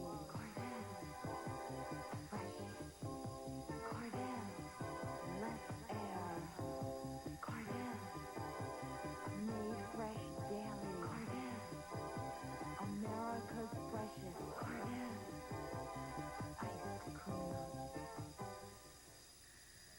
king wanted a family for his kingdom, so he adopted many children. Some were poor or sick, some afraid or hungry. He gave them everything they desired. He wanted them to live like sons and daughters of the king. But some misunderstood and only took part of what he offered. Each week on this station, Kenneth Copeland teaches what the king intended for each of us, and the victory that is already ours. They can move the mountains in your life. Well, we have a situation here now, really, of bedlam and confusion. Mike Rotundo taking the injured Chief Joe Lightfoot's place in a very, very, very tough match. And Mike Rotundo is scheduled to wrestle next against the one-man gang, but I'm sure that's not going to happen, frankly.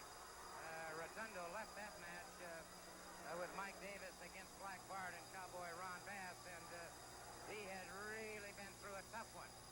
Ring announcer Hugh Turley is in the ring.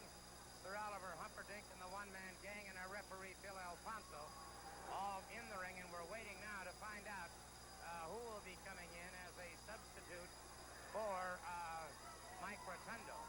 But certainly it's not going to be Rotundo. Well, wait a minute. There is Rotundo. Rotundo has come back and apparently intends to wrestle. Let's go to our ring announcer. Your next match this evening, ladies and gentlemen, one fall, 30-minute time limit. In this corner, from Syracuse, New York, weighing in at 240 pounds, Mike Rotundo.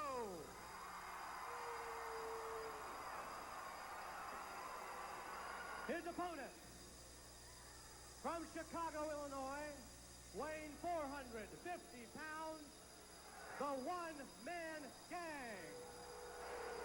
One fall, 30-minute time limit. Well, I'll tell you something, buddy. This kid, Mike Rotundo, he's got a heart that is as large as his 240-pound body. Well, Gordon, I'll tell you, there's nobody more surprised and shocked than myself, but like you just said, this shows a great athlete. This man has a great heart, a lot of intestinal fortitude, a lot of courage. After the match that he just went through against Ron Bass and Black Bart, to come back out here alone and face the 450-pound one-man gang, and also the one-man gang has Sir Oliver Humperdinck there at his corner, ringside, trying to intimidate Mike Rotundo, trying to keep him off guard. But Gordon, you really thought when you said this man has a great heart. He is all athlete. Certainly no question about that, and we're watching now as they lock up once again, and it's the one-man gang. Mike Rotundo has to have lost several pounds already in this intense heat and in that electrifying match he just had.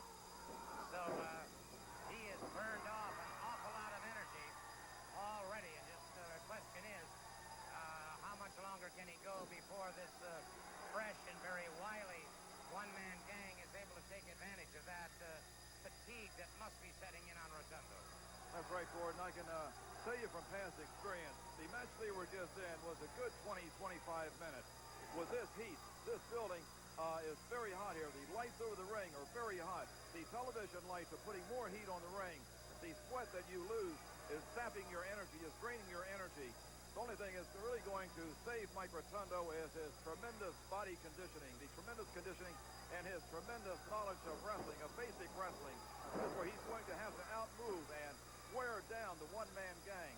The one-man gang will not have the endurance of a man like Mike Rotundo, but Mike Rotundo has already been out here for 20, 25 minutes, and his endurance can only go so far. Well, he just has to rely on that courage, that endurance, and stamina that he has. You see this picture of the one-man gang just kind of gloating with his big, powerful arms around the headlock of Mike Rotundo, just putting the pressure on this headlock, which will drive the oxygen out of your system. Well, of course, of that match, let's say that it went 15 as an example. The average amount of body contact in a pro football game is 14 and a half to 15 minutes. So if the match went 15, he's already done the equivalent of one single football game. And after just a very few minutes break there with Barbara Clary's Take 5, there he is back in action again. So you might say, wow, cross body block. He put the 450-pounder down. Well, it looked for me for a second there that he had a panning combination on the one-man gang. If it hadn't been for the time that he had already spent out here, that would have probably been it. He would have been able to come off those ropes with more power, more force, but he came off with enough to knock the one-man gang off his feet and down onto his back. The one-man gang is really no match for the wrestling skill of Mike Rotundo. What he has got to count on is his 200-pound weight advantage over and above Mike. But right here, look at the back muscles and Mike Rotundo just straining there. You can see the intensity. But then the one-man gang, even though he has a 200-pound advantage, had to use a cheap shot and pull Mike back into the headlock by the back of his hair. Rotundo trapped in that side headlock now. And Rotundo, now this is where really the expertise of the wrestler, the man with a fantastic background, such as Mike Rotundo, twice All-American out of Syracuse University. This is where you start talking about human chess at its very finest. This is why this is indeed a sport where the mental agility certainly has to match the physical agility. And Rotundo is going to have to bring all of his mental prowess into being now to offset what he must be feeling in fatigue after finishing that other grueling match. See, and not only that, he has to keep an eye on Sir Oliver Humperdinck. Sir Oliver Humperdinck in the past has interfered in so many matches. He always does his very best to try and do it when the referee is not looking. But Sir Oliver Humperdinck, you might say, is very safe. Look at that drop toe hold, and down goes 450-pound one-man gang. Looks like Mike Rotundo is coming out on top. One-man gang is down. It looks like begging for mercy. Well, the saying goes, they're all the same size once they're down on the mat. And that is certainly for the most part true. But right now, it's Rotundo taking this huge one-man gang off his feet down to the canvas. 5 minutes gone. 5 minutes. And they're already 5 minutes into this match. 5 minutes into this match. I was having lunch today with Ed and Don Bookbinder, and we were talking to Craig Solinger about this Mike Rotundo and the tremendous capabilities that he has. And I can tell you right now, he is certainly proving it. He's proving his point here against the one-man gang. Well, the one-man gang now being flat on his back, he's going to have to come up with a counter move. And he is not really a counter wrestler, nothing like Mike Rotundo. Here he is, has this toe hold. You can see him putting the pressure here. The pressure goes on the ankle and also on the knee. He is in intense pain right now. This is normally not a submission hold, but this is a punishing hold. And if you can knock the legs out from anybody, you'll have the match in your hands. And, of course, it's Rotundo's spot here that if he can keep those legs in trouble of the one-man gang, then he can keep the one-man gang down on the canvas, and that's where the size sort of equalizes. Although even there, you can see how Rotundo is almost dwarfed by this one-man gang. One-man gang getting some extra leverage, and Mike Rotundo took care of that very quickly. And it is now a very frustrated Sir Oliver Humperdinck outside the ring. He has been pacing back and forth in and out of camera range, but he is beginning to look more and more frustrated all the time. You see him shouting at the one-man gang, trying to stir him into action. You know, Gordon, something can happen here where Mike Rotundo wins this match. This would really be a feather in his cap after what he has been through tonight, coming back up against a man that has him outweighed by 200 pounds. Also with the manager standing outside the ring, trying to keep him off guard. And once again, down goes 450 pounds of giant wrestler. Mike Rotundo just has everything under control right now. That's the third time that this huge monster has been off his feet. The third time in this match that Mike Rotundo has taken the one-man gang to the canvas. And that is, I'll bet you, is as doggone near as many times as he's ever been taken off his feet. He is a giant of a man.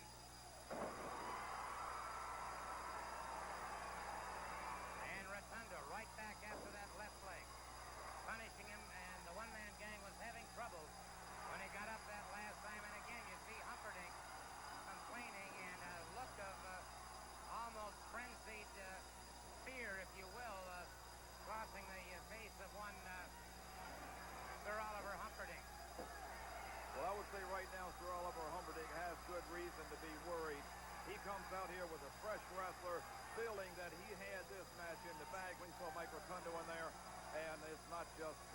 right now, the one-man gang is in a lot of trouble. He's used up a lot of his own energy now. Right now, it seems like they might be on even footing right now because Mike Rotundo has been all over the one-man gang. It has been Mike Rotundo for the last 5 minutes. One-man gang underhooking that arm, coming over, and if he gets the body scissors on Rotundo, then there are going to be some kind of problem.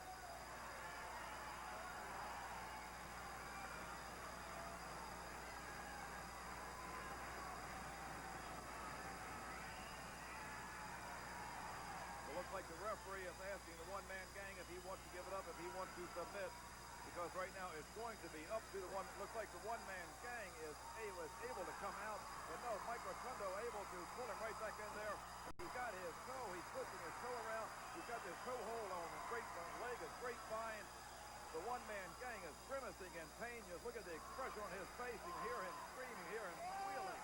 Look at that face. He is in a lot of pain right now. He's going to have to do something very fast. I don't know how much longer he can take this pressure on his leg. Meantime, Rotundo, and it may be that fatigue is really setting in on Rotundo, because thus far he's unable to put the one-man gang away, but he is hanging in tenaciously. You talk about tremendous spirit, great intestinal fortitude. This Mike Rotundo has it, no question about it. One-man gang back to his feet, but he's got problems. He has got problems, but he catches Rotundo on the top of the head. Rotundo's eyes glaze, and it's Rotundo. Caught right above our broadcast table. Rotundo. The forearm directly across the back. Then skin back in that thoracic region, then one to the side of the Rotundo goes back with an elbow to the ample midriff of the one-man gang, and Rotundo again up against those ring ropes, right above it. Well, it seems like Rotundo right now is starting to show some fatigue from all this long and trying wrestling that he has done tonight. He's going to have to do something to try and get his wind back, get away from the one-man gang, lay down, roll out on the floor, take an 8 or a 9 count, and come back into the ring. Seems like the one-man gang's left leg has been injured, but Mike Rotundo is going to have to do something to get the one-man gang off his feet and back down on his back again. And it may be just a little bit too late. Rotundo trying to get that adrenaline going again. And the crowd responding to it as Mike Rotundo circles the ring and comes up. Wow! He caught the one-man gang with everything that he had. And again, Rotundo powering away. Rotundo staggers the one-man gang. He's got him in trouble. Catches him. Top of the head, the back of the top of the head. A drop kick, and the one-man gang is almost all the way through the rope. The one-man gang in trouble and almost all the way through the rope. And time is rapidly running out on this hour of Championship Wrestling 84. Mike Rotundo closes in again. And it is Rotundo dropping the one-man gang back to the canvas. And now time may be the factor on the side of Rotundo, because the one-man gang may be tiring. And that appears that could be the case, buddy. It looks to me now like the one-man gang is beginning to tire. Well, that's right. The one-man gang, with that 200-pound weight advantage, is going to tire a lot faster. He has more weight to carry around. He is going to tire. You can see that he's moving very slow now. He's having a hard time just getting back to his feet.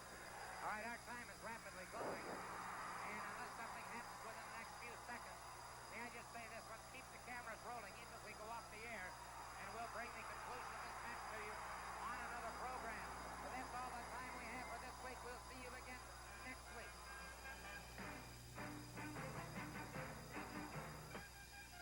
If you're looking for excitement, action, comedy, or mystery, Channel 6 has it all on the Saturday 1 o'clock.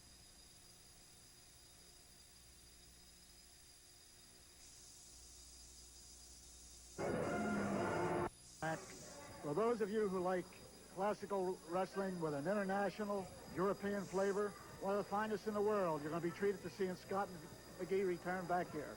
No question about it. We're also going to be seeing the breakdancers, a new pair of competitors coming to the Florida area. And as we said, of course, we had a situation where the Lords of the Ring match was held. A beautiful $15,000 diamond and gold match ring. First of all, we're going to take a look at the introduction of one of the principal contestants in that match, the American Dream, Dusty Rhodes.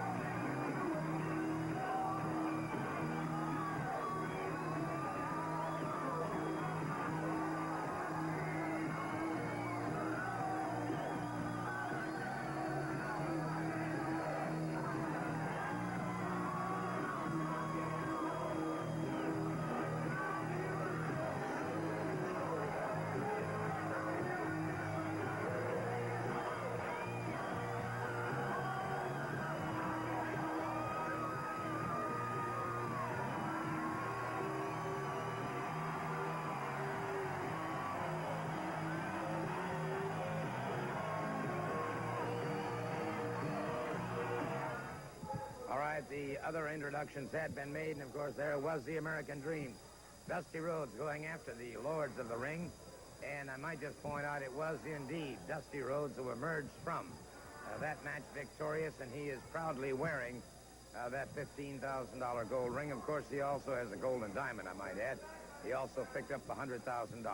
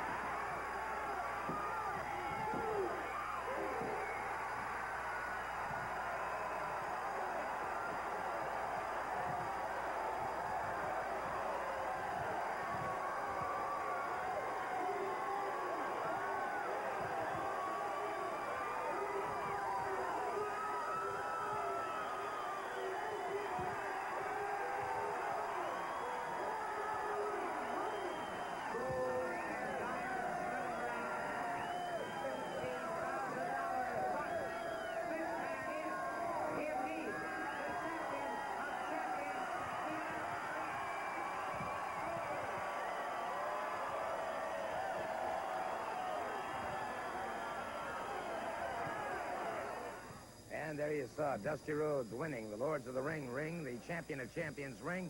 A heavy and a happy moment for the American Dream, Dusty Rhodes. Well, we've got a match in the ring right now. Let's go to it. Golden Boy Gray going up against Scott McGee, the very competitor that Coach John Heath was talking about, has returned to the state of Florida. That'll be Scott McGee in the far corner, removing his jacket now at about 230 pounds. Originally from Scotland, black trunks, going up against Golden Boy Gray, also in black trunks. One fall, 10-minute time limit. Well, we ought to see some classical moves here, Gordon, because we're looking at a fella who was, at one time, 2 times, the national champion of the Great Britain. And a beautiful double sweep by Scott. Picked him up, and he avoided what we call a kick-over by Gray. So agile, always thinking ahead. And I would venture to say he's thinking 2 or 3 moves ahead of Gray right now. You know, at one time, he was our Florida heavyweight wrestling champion. He left this area, and then he went on and won the Pacific Coast Tag Team Championship. And he's come back, and he looks stronger probably and better than ever as far as conditioning is concerned, Gordon. He certainly does look to be in tremendous shape, and it's nice to see Scott back. He's an extremely personable young man. I can remember he was telling me when he first began to wrestle in the amateur ranks, the places where they wrestled, they didn't have showers. And he used to literally have to pour water, cold water, into a bucket after he had wrestled in order to get cleaned up again. And it's, I guess that's just a small bit of the kind of dedication and self-sacrifice that he has shown to get where he is today. That shows part of the desire that this young man has. A stronger part that many people may not know about is he used to have to wrestle his father. There's a nice fireman carry by Scott there. And speaking of his father, I wrestled him a few times. I thought I knew a little bit about wrestling, but he taught me quite a few moves. A nice counter slam by Gray, getting rid of Scott, shaking him off. I see he's resorting to a little shortcut there, but Scott put him up when he had that headlock on him and did a backdrop on him, and that'll smart for quite a while on Gray. Some strong forearms by Scott. Indeed, into a snap there that drives that knee across the chest of Golden Boy Gray. Gray powers out, however, and Scott McGee right back on him. Scott McGee has very definitely been the total aggressor thus far in the match. Certainly has. He still has the same style that we were used to and we appreciated so much when he was here before, Gordon. And he actually has them in a bar wing there. A lot of people could call it straight arm hammerlock, but it's a bar wing. He's got the arm barred, and yet he has a wing in a wing position. A lot of pressure on the deltoid. And Gray is going to come out, trying to come out by hammering the forearms. He does. And he gave him almost a hip toss. It was more or less like an inverted wizard throw. And he's resorting to some illegal tactics to try and even it up. And he caught some medicine that time, Gordon. He did indeed, using that forearm very beautifully coming off. Gray firing back, and Scott McGee beat back into the ropes. Ropes once again. Oh, he blocked that hip. He's got him in a far leg scissor, near arm lever. Cross body stretch. That's it, Gordon. Submission hold, and Golden Boy Gray submitting. He gives up. And so the winner of this match is Scott McGee. Two great nights of wrestling upcoming in this viewing area. First of all, Championship Wrestling will be held this coming Wednesday night in Fort Lauderdale at the Sunrise Musical Theater. Match time is 8 p.m. And then Friday night, July 13th, Championship Wrestling will be held in Miami at the South Miami Senior High School Gymnasium. Again, match time is 8 p.m. and an outstanding night of wrestling competition is anticipated. And now let's listen to these comments from Barbara Clary. La lucha libre de campeones viene a su área en las próximas semanas. Miércoles, el 11 de julio, a las 8 de la noche en el Sunrise Musical Theater de Fort Lauderdale. Y viernes, el 13 de julio, a las 8 de la noche en el South Miami Senior High School. Recuérdense, el día 11 en Fort Lauderdale y el día 13 en Miami. In a Texas death match, it'll be Blackjack Mulligan facing the one-man gang. In a grudge match, Barry Windham and Chief Joe Lightfoot take on Angelo Mosca and Kevin Sullivan. In the Florida Championship match, no disqualification, Billy Jack faces the Superstar. Mike Graham and Mike Rotundo take on Chavo and Hector Guerrero. There will be two other matches. I want to take a moment now to talk to the Guerrero brothers about both Wednesday night and Friday night. You know, we have proven ourselves as a tag team. We have proven ourselves as a single. And now we're coming back as a tag team in Sunrise against Mike Rotundo and Mike Graham. And then we go to the high school for the break dancers. And for you all uncouth people out there, all you refugees, you come out here and then, I don't know if they can break dance, but they better get in the ring and they better wrestle. Because when Hector and Chavo Guerrero get in there, we're going to be in there. And let me tell you something for the refugees. Toda bola de refugiados que vengan a ver, estos son los verdaderos mexicanos, no otras personas, somos los latinos verdaderos. Y si de veras tienen lo que se necesita para soportarnos, vengan a soportar a la raza, no esos gringos por dioseros. ¡Así es!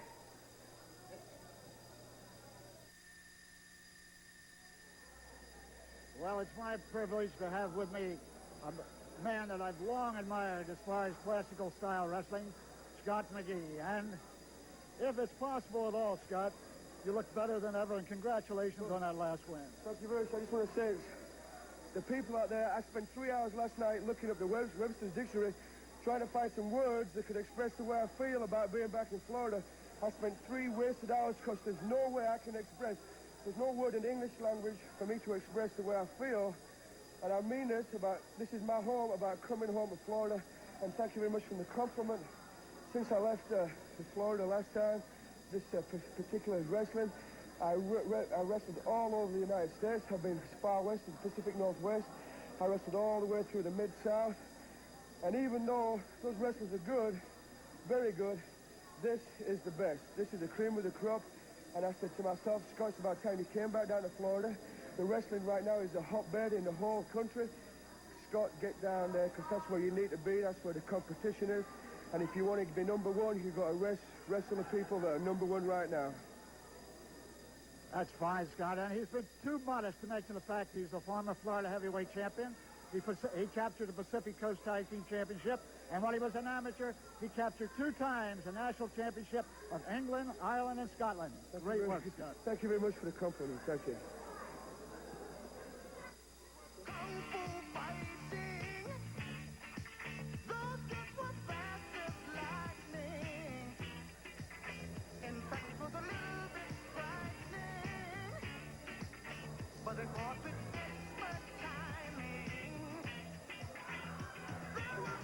Moving out to the ring now, superstar Billy Graham. He is the Florida heavyweight champion. And it looks like he's carrying his karate championship with him. This man has done a little bit of it all, including weightlifting.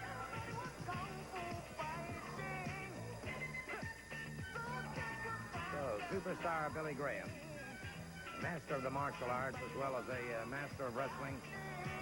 Tremendously powerful weightlifter, and he is an intimidating figure when he comes in the ring, John.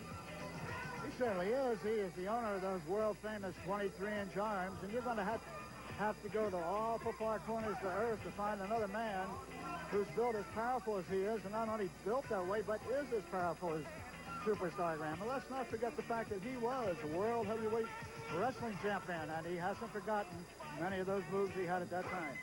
Precisely, plus the just fantastic power that he possesses. Great at bench pressing. There's the bell. Tony D'Amato moving out against him. Of course, he uses Paul Nelson so very effectively. He really threw him right across the hip that time with all. He has so much upper body power. He almost just bulled that man across on that hip. He really didn't have to throw the hip in. He almost tripped him across the spine. There's a hard shot. I'll tell you, when you got arms that big, and you have somebody run into them, they know that they've been whacked with a solid wall. He'll knock you right into the next area code if you're not careful. And that turnbuckle came off, and once again, superstar Billy Graham really taking advantage of a situation. But he is a complete and absolute opportunist. No question about that. Well, when you've worked as hard as he has, and that body of his shows an awful lot of work and training, he didn't go in that ring to lose just on some happenstance. He's in there to win at all times and any way he can. Wait a minute. Just 1 minute. Just a minute. Look it. I'm going to give you the chance of your lifetime. I arm wrestled you here. You broke my finger. I beat you for the full Nelson for $50. I prove I have the strongest full Nelson. One more thing to go, punk, and that's weightlifting. I want to have a bench press competition for $50,000. You give you a chance to get your money back. How about that? Let's go, how about it? You got some guts, let's do it. 'Cause I want to get rid of you once and for all. I'm getting tired of you, you bald-headed punk. One of us is going to have to go.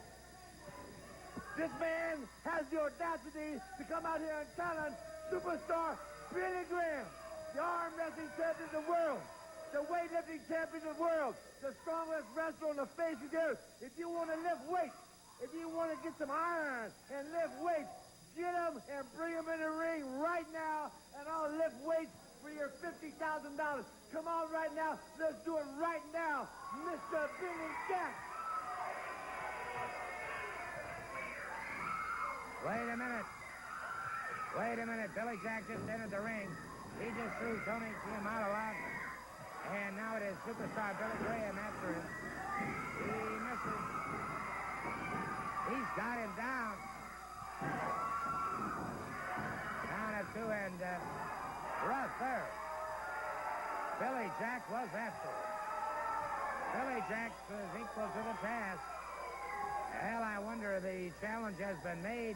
Perhaps next week we'll have that weightlifting contest, but right now, let's take a break. Ladies and gentlemen, the Carpenters. We've only just begun to live. My sister Karen and I spent many an hour here at this very studio at A&M Records. Being here again brings back many special memories. And I'd like to share those memories with you on this all-new Carpenters album called Yesterday Once More. Music that touched the heart of America. The 24 biggest hits of the Carpenters. A deluxe double album available only through this very special TV offer.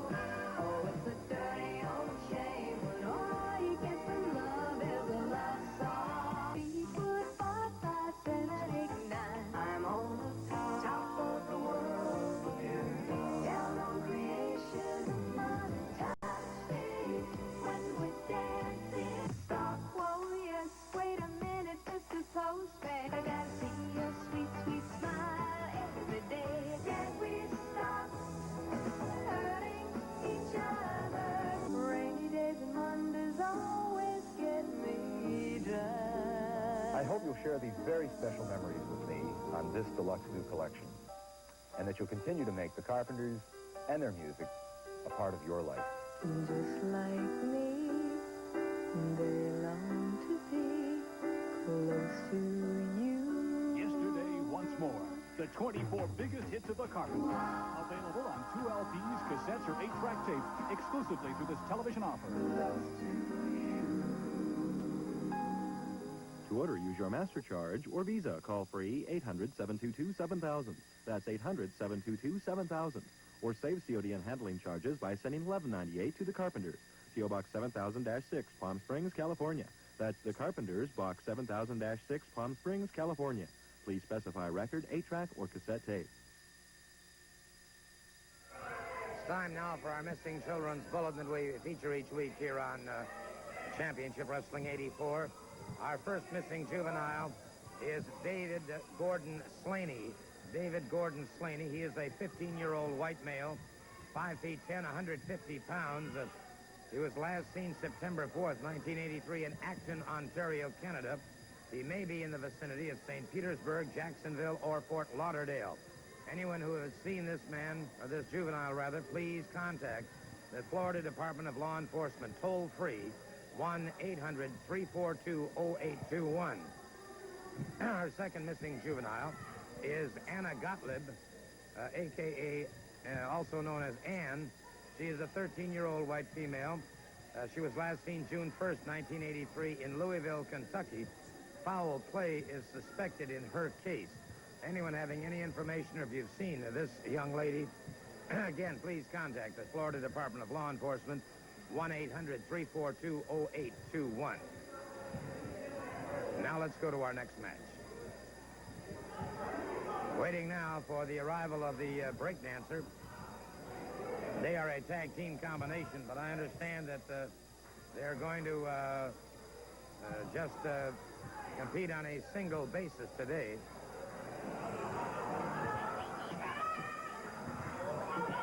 Keep it up.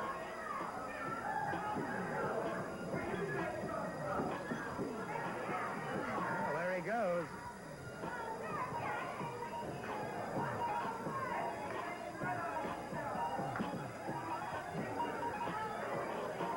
I don't know which of the two breakdancers is going to compete. All right, it was the one who was on the deck just a moment ago. This is our first opportunity to see either of the breakdancers in action. They're going up against Shotgun Willie. One fall with a 10-minute time limit. No question about the man having a lot of agility, John. Well, there's only one way that you can appreciate this break dancing as it's come in. Some of the boys and girls at our school try that. And, of course, if you or I tried it, we'd find out how strong you have to be, how agile you have to be, and the kind of condition that you have to be in. It's a fine hip tosses there by the break dancer and full slam. He's in a fantastic physical condition. He shows an awful lot of power from the body development that he's exhibiting. No question about that. Willie moves back into the ring, rips across the eyes, a forearm into the face, driving the breakdancer back into the corner, but the breakdancer fires back.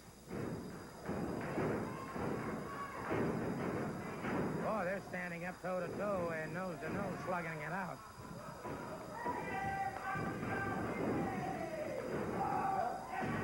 High backdrop has Shotgun Willie in trouble. Breakdancer moves up to that second. Brother. I am amazed. I'm surprised Willie came out there myself. Yeah, really. I don't think you can take much more of that. That shot was right on his chin. There's the second one. Three drop kicks, and he has been absolutely perfect in his trajectory each time. He got that far leg pickup and a press, and he certainly did cover him. Tremendous body development of the breakdancer. His agility that he displayed in the beginning while they were warming up, waiting for the match to begin. And as I said before, you can only appreciate the athletic development, the strength, and the skill that has to be applicable to doing breakdancing. If you can try it yourself, fine. But as our boys and girls down at St. Martin's have found out, it's tough. Well, I can tell you one thing. These gentlemen came out and certainly made a profound effect upon our audience here today, and certainly a profound effect upon your opponent. Well, let me tell you something, Gordon. It's a pleasure to be back here in the Sunshine State. You know, it's like a homecoming. I'm going to tell you something right now. It's going to be a whole lot of thumping, bumping, stumping a lot of these suckers upside my head. And let me tell you something right now, Slick. We got a pack to do, brother. We shall do. And I'm going to tell you something right now, Gordon Soley. I'm not going to disgrace you and say that you're the Howard Cosell of professional wrestling. I'm going to say that Howard Cosell is the Gordon Soley of boxing. And let me tell you something right now, brother. You people don't know me, but you remember the name Brickhouse Brown. And when you see my man here, Slick, you just remember one thing. We came down here to do a whole lot of thumping, bumping, stumping, a lot of these suckers upside the head. And I know you people going to be backing us 100%. Fair enough. There you have it, the comments from the breakdancers. Looks like we're going to be seeing and hearing a lot from them. We'll be right back. Would you like to see something really incredible? Then look at this. These are real diamond rings, perhaps more diamond rings than most people see in their entire lives. Together, they're worth a small fortune. Yet all of these diamond rings, over 1 million of them, will be distributed as part of a nationwide publicity campaign for only, now listen closely, for only $10 each to the first 1 million people who phone this toll-free number. So get a pencil and write it down now. These are the most beautiful diamond rings ever created by the New York jewelry firm of Christie & Spring. Designed for dinner and evening wear, these are the same diamond rings as advertised in leading newspapers, magazines, and jewelry catalogs. Over $9 million worth, that's correct, $9 million worth have already been sold. Each ring is set with a genuine quarter-point 17-facet diamond, cradled in a classic Tiffany setting, specially faceted to enhance its luster and magnify its visual impact. And the entire ring is layered in genuine 14-karat gold. Yet all of these diamond rings, all 1 million of them, will be sold for the astonishing price of only $10 each during this special nationwide publicity campaign. Yes, you truly can own one of these diamond rings for only $10 each if you're among the first 1 million people to phone this toll-free publicity number. So get a pencil and write it down now. Operators are standing by to take your call. And if you have a Visa or MasterCard, by all means have it ready when you phone so we can speed the processing of your order. And you'll save $4 COD and handling charges if you do. But hurry, phone this toll-free number now. Pay only $10 for a genuine diamond ring. Call 1-800-453-9700. That's 1-800-453-9700. Save $4 COD and handling charge if you order with your Visa or MasterCard. Or mail $10 to Genuine Diamond Ring, Box C622, Brooklyn, New York, 11219.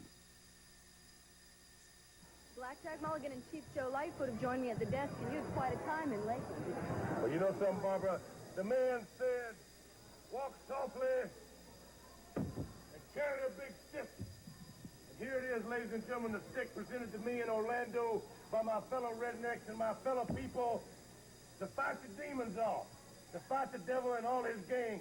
Angelo Mosca, the one-man gang, and the whole bunch. And I'm going to tell you what, if this don't get the job done, we'll have to get something else.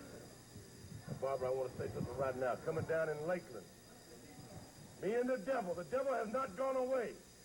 For the last time, ladies and gentlemen, get up real close and listen real carefully, because I understand by the National Wrestling Alliance has sanctioned one match, Hangman News match in Lakeland. It's going to be the last one you're ever going to see. It's going to be me and the devil, and only one of us is going to walk out there, Barbara. I'm going to tell you something right now. And it seems that the devil has conjured up a lot more demons around him in the form of Angelo Mosca. And if we could, Barbara, I'd like to see that thing in the Orange Bowl if that is possible. Let's go to the Orange Hey, Bowl right in Miami. now. Because Angelo Mosca is going to get payback. Here we go right here. Here is the match in the Orange Bowl, Barbara. I've got the devil. I'm trying to hang him, trying to finish him off the best way I possibly can, trying to figure out somewhere to put the rope. And here comes the demon with his chain, possessed by the devil, Angelo Mosca. You see right now, little chief, the ankle heart. The man is taking the hangman's noose, putting it around my neck, wrapping it around the pole there. Mosca was so filthy and so nasty in the Canadian Football League that his own teammates made him dress for the opposing team. So you can see this is not something he just found. Kevin Sullivan at that point sprayed some kind of demon into my face, tried to possess me. But there was a power too strong, and they leave me for dead. They hope that I'm finished right there. You can see that Mosca is a little bit overcome by the demons. And we want to park everything just for a minute. And I want to talk about something very, very close to my heart. And in my hand right here, right now, and standing beside me, is a man maybe not so tall in stature, but the biggest heart in the world. And I'm very close to this man's people. I've been there many times. I've been to their village many times. I know their chief. I know everybody. And they, out of the goodness of their heart, tried to present to me and wanted to present to me something that they cherished. And look, Chief, I want to say this right now. I want to thank you and your people very much. And it lays heavy on my heart right now, and it's going to be taken care of. Well, what happened in Orlando, you know, Black Jack Morgan to my people is just like a big eagle. He just up there, flies like eagle, fights like an eagle, tries to survive. So my people brought me a beautiful set of feathers to present to Mr. Black Jack Morgan, the Duke right here. As you can see right there, Barbara,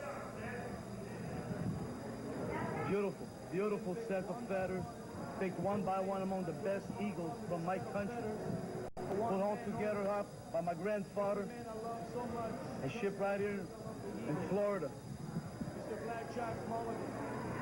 And there you see those people. Mr. Dick Slater, number one, he came to that ring, was none of his business to be in there, jumped me, and there they are. I still hold my feathers apart. My dream, the dream of the Duke right here. And they found me, and all those people, one by one, they're gonna pay. They're gonna go to the rap of the chief, one by one. I'm here for a long time, I'm here to stay. It even takes me a whole year to pay, make them pay back. That was gonna happen. To beat me up, make me bleed. I'm glad I had to be carried out by Black Jack Morgan, like a good gentleman he is, carrying me out of there. Those feathers to me was like the eagle right here in America. It's going down, but try to survive. And Black Jack Morgan is one of these men. Well, I'm going Try to say to this, survive. little chief, I'm going to say this right now. I felt in my heart when I left that ring, carrying him in my hands, I felt a closeness, and there seems to be, Barbara, a safety in numbers among the Devil's band. The Devil's band there, Slater, Mosca, Black Bart, the whole bunch of them. And for what happened on this day in these feathers, the walking tall stick is going to stay up, brother, and it's going to be walking tall, bigger than ever, and wherever the little chief goes, I'm going to be standing right by his side, Barbara. One by one. One by one. Thank you very much for being here. We'll be right back.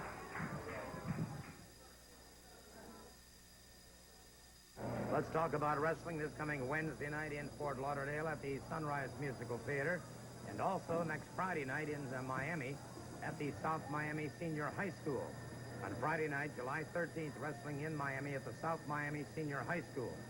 On Wednesday night in a Texas death match, Blackjack Mulligan takes on the one-man gang. In a grudge match, it'll be Barry Windham and Chief Joe Lightfoot against Angelo Mosca and Ron Bass. Billy Jack goes after the Florida Championship in no disqualification match against the superstar Billy Graham. Let's take a moment right now to talk to Billy Jack about that, because no disqualification really could be in his backyard. Yeah, it could be. You never know. But I was born and raised in the streets, and I owe professional wrestling everything in my life right now, because I was nothing but a piece of trash before I got into professional wrestling, and it's put me back on my feet. I'm making a good living now, and I'm meeting some beautiful people. And all I got to say to Billy Graham, I don't know how long this year feud is going to go on between you and I, but it's going, and may the best man win. That's all I got to say, man. I'm going after you. And with the people backing me up in Florida, there's no way I can lose, brother. Friday night in South Miami Senior High School, you're going to be taking on in a special challenge Cowboy Ron Bass. Oh, yeah, I know that. I signed that contract, too. Cowboy Ron Bass. Hey, man, the guy's a proven faith. He held the Southern Belt for about a year and a half straight. I know he's stiff competition, and I'm going to expect nothing but the best out of Ron Bass, but superstar Billy Graham is my main concern right now. I'm going to get rid of that man one way or another. Thank you so very much, Billy Jack. Let's listen to these comments now from Angelo Mosca, Ron Bass, and Sir Oliver Humperdinck. You know, Ange, it's kind of strange to look over here and you see myself and you as a tag team situation. But we've both been on the other side of the fence, and we both know just exactly what it's like over there. We know what you got to put up with, and we're talking about the family when we talk about the other side. You got Mulligan, you got Windham, and you got Rhodes, and now then they want to throw a little Indian with them, one by the name of Chief Joe Lightfoot. He wants to jump into the middle of things. He's going to be the great savior. Well, Ange, I don't know how you feel about it, but I'll tell you what, we've just started things now, brother. You know, when I look around, it's all said and done. Bass, you're like a guard on a team. You got to have two good guards to make a good team. And I know what it's like to be on the other side with the so-called head of the family, Broken Feathers, and Cheat Lightheart. Mulligan, you left the seat alone for me, and you made a mistake. When there used to be a seat for 4, there was only for 3. Bass, I understand where you're coming from, and that's why we're going to get even with Lightfoot and Broken Feather Mulligan. Friday night, July 13th, I'm going to be at South Miami Senior High School. The gang's going to be there. Superstar's going to be there. Everybody's going to be there. That's anybody, brother. But what I want to talk about right now is Wednesday night, July 11th, right here at the Sunrise Musical Theater, because Texas deathmatch rules will prevail. The one-man gang and Blackjack Mulligan. That means you can't stop it because of blood. That means falls don't count. 1 or 100, it might go on all night long. Mulligan, you said publicly that you're gunning for the one-man gang. Well, I'm going to make it real easy for you, Mulligan. Wednesday night, July 11th, right here at the Sunrise, Texas deathmatch, and we're going to walk away with a little piece of you, Mulligan. Well, of course, Wednesday night it'll be you and Barry Windham, Chief, against Angelo Mosca and Cowboy Ron Bass. But Friday night, Blackjack, you and the Chief take on Mosca and Sullivan as a combination. Well, Mr. Soley, when those feathers were destroyed a couple weeks ago, Sullivan knew the power of the feathers, of the spirit of the feathers. Abugadini knew himself what it was. So Sullivan sent 4 renegades after me, destroyed them. There's one thing, the power still. But the power's in this big man right here that are named Broken Feathers, Blackjack Mulligan. We're going to be on one thing. The power's in him. The spirit is in Blackjack Mulligan. The spirit's going to tell him what to do. And Blackjack Mulligan is going to take care of this kind of business. Gordon, until this thing ends, I'd like to be referred to as Broken Feather. The power of the eagle has descended on my head. And whether it be the one-man gang in the Sunrise, in the Texas deathmatch, falls don't count. Give me 1 fall, give me 10,000 falls. So one of us weigh about 67 pounds, and that could take all night, brother. And let me tell you something, South Miami. Me and the little Chief are going to be walking tall with the big shit. Broken Feather and Lightfoot are going to get in the ring, and the Eagles are going to descend on our heads. And Karma, Indian Karma, is going to come down, and White Eyes had better be careful, because we're going to redeem ourselves in front of the great Chief in the sky. Monday night at 8, the crew of the MS Bounty learns a lesson the hard way.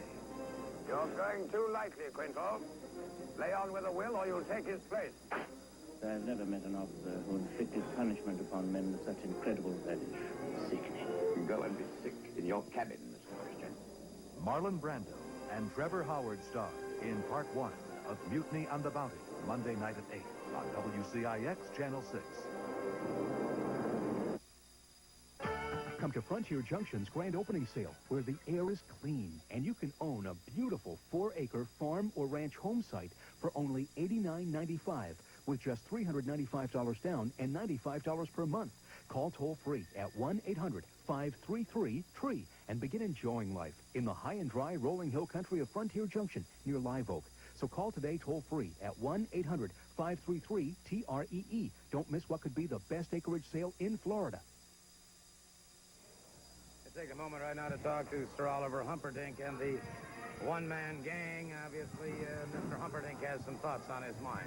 I've got a lot of things on my mind today, some of which pertain to the man that was just out here not too long ago, Blackjack Mulligan. You know, Mulligan, everything's happened to you, brother, the last couple of weeks, the last couple of months. You think you'd smartened up, but no, you haven't smartened up.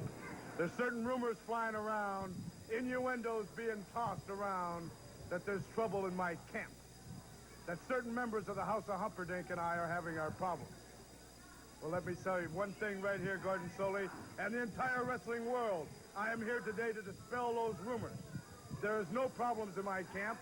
Everybody is happy. Everybody's making lots of money. And sooner or later, everyone I handle will be a champion. Now, in just a few short hours tonight in Lakeland, Dusty Rhodes, you're going to find out firsthand that there's no trouble in my camp. There's no trouble with the one-man gang, because Dusty Rhodes, tonight, he's going to put you in that total body cast. We promised it once before, and tonight we're going to make good on all our claims. Dusty Rhodes, you're the first on the list. Blackjack Mulligan, you came out here and you said the lines are being drawn. Good and evil. Well, brother, you're not even close to knowing what you said. You don't even know what you said. You don't even know how true what you said was. We're going to see in the future, Mulligan. We're going to see exactly where that line is drawn. And I'll tell you right now, you're standing on the other side, the wrong side of that line. There's no trouble in my camp. There never has been, and there never will be. Dusty Rhodes, Lakeland, you're going to find out firsthand. Thank you very much, Sir Oliver Humperdinck. We've got, of course, we're going to be seeing Barry Windham and Mike Rotundo in action, waiting now for Hector and Chavo Guerrero. And as soon as they appear in the ring, we'll be ready with our next match.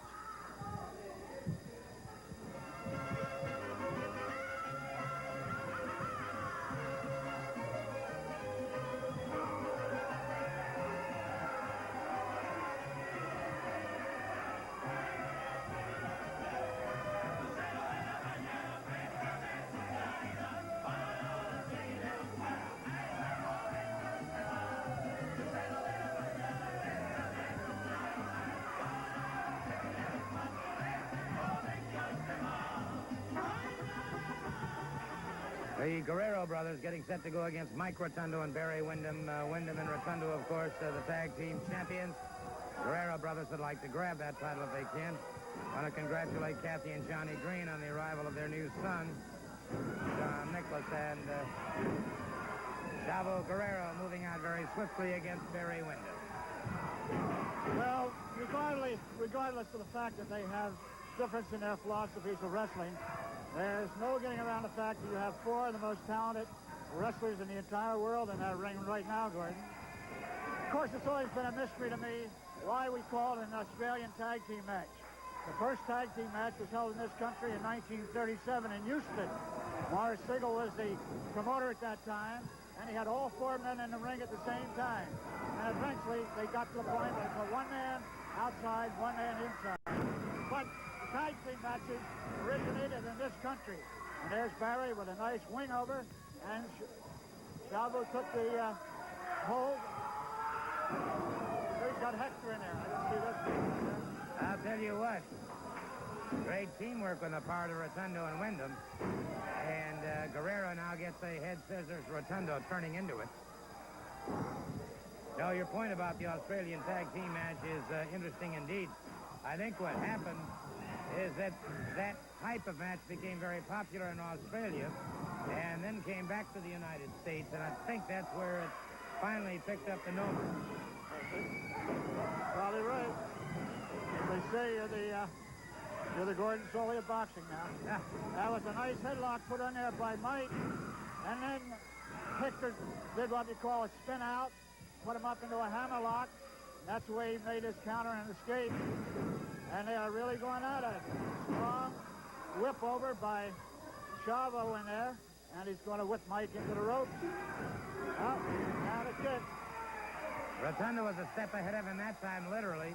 He drove that boot into the chest of Chavo Guerrero, the back of the elbow to the top of the skull. He put a top Nelson, whipped him over with a top Nelson. It was very deep. However, he was able to come out with the assistance of his brother. Tag is made again, Rotundo out. They double team very quickly. Well-oiled machine. Well, both tag teams are just about as smooth operating as you can get. A flying press there by Rotundo, but Hector was strong enough to push out of there, and that's a lot of power to push off a 245-pound man. With a little bit of an assist there from Chavo Guerrero, and now it's Guerrero pounding away at the head of Mike Rotundo. Rotundo whipped into the far turnbuckle, catches him with a boot coming in. Those forearms by Mike should have slowed Hector up a little bit. Here's Barry driving it. Strong drop kick in there, Gordon, and that's got to stagger and slow down Hector. And here comes the vertical. And it's a strong one. That could be it, Gordon. Could be indeed, as Wyndham moved in. No, sir. Guerrero slipped away from it, and Chavo Guerrero tags up. And they are an elusive combination, no question. These two teams, despite of that size differential, are just about as evenly matched as two tag teams you'd ever want to find. Both well-versed in the school of wrestling, and a double clothesline. Double lariat by Barry Wyndham, and he has used that hold so effectively. It stunned them both, and now he's got Chavo Guerrero. Hard looping right hand. Guerrero goes to the wrong corner. And Guerrero in a lot of trouble here now. He drops to the canvas. Wyndham up and over it. Wow. I said Guerrero is in trouble, but never count him down until there's a count of three. The recuperative powers of all four of these men is almost beyond belief. And you see it exhibited time and time again. That's a testament to the fantastic condition that they're in. You know, when you think the Mike Rotundo came from the competition where he never had to wrestle more than 9 minutes. Uh-oh. Wait a minute. Wait a minute. That's Dick Slater. Ooh. He just gave a neck breaker. Dick Slater just gave a neck breaker to Barry Wyndham outside the ring. And the referee, I don't believe, is aware of what's happening. Wait a minute. We got problems here. John Heath is going over there. And referee was counting, but we definitely saw Dick Slater give him a neck breaker. And Chief Joe Lightfoot out there explaining it.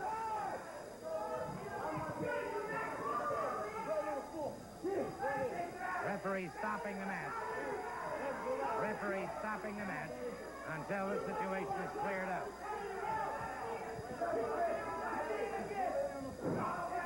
The referee has stopped the match. No decision, no winner. We'll be right back. Championship Wrestling this Wednesday night in Fort Lauderdale at the Sunrise Musical Theater. This coming Friday night in Miami at the South Miami Senior High School. Wednesday night Sunrise, Friday night Miami, South Miami Senior High School. Great nights of wrestling competition. And now, here's Barbara Clary. La lucha libre de campeones viene a su área en las próximas semanas. Miércoles, el 11 de julio, a las 8 de la noche en el Sunrise Musical Theater de Fort Lauderdale. Y viernes, el 13 de julio, a las 8 de la noche en el South Miami Senior High School. Recuérdense, el día 11 en Fort Lauderdale y el día 13 en Miami.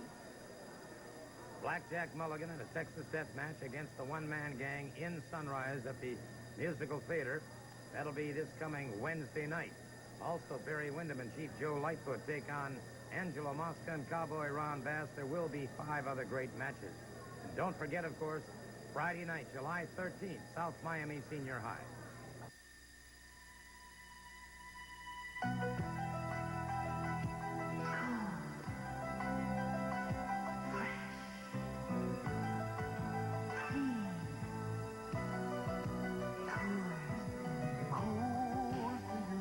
When the heat's on high, nothing beats a Coors kind of cold.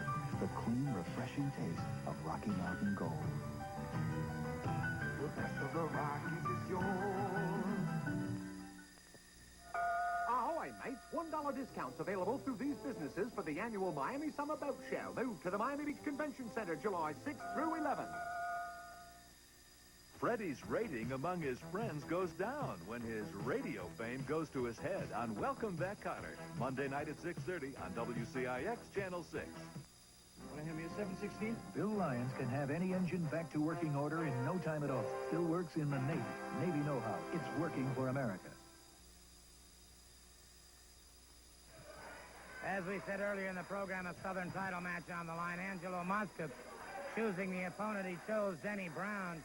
I don't want to take a thing away from Denny Brown because he's a fine young athlete, but Mosca certainly seemed to be rather selective in his opponent.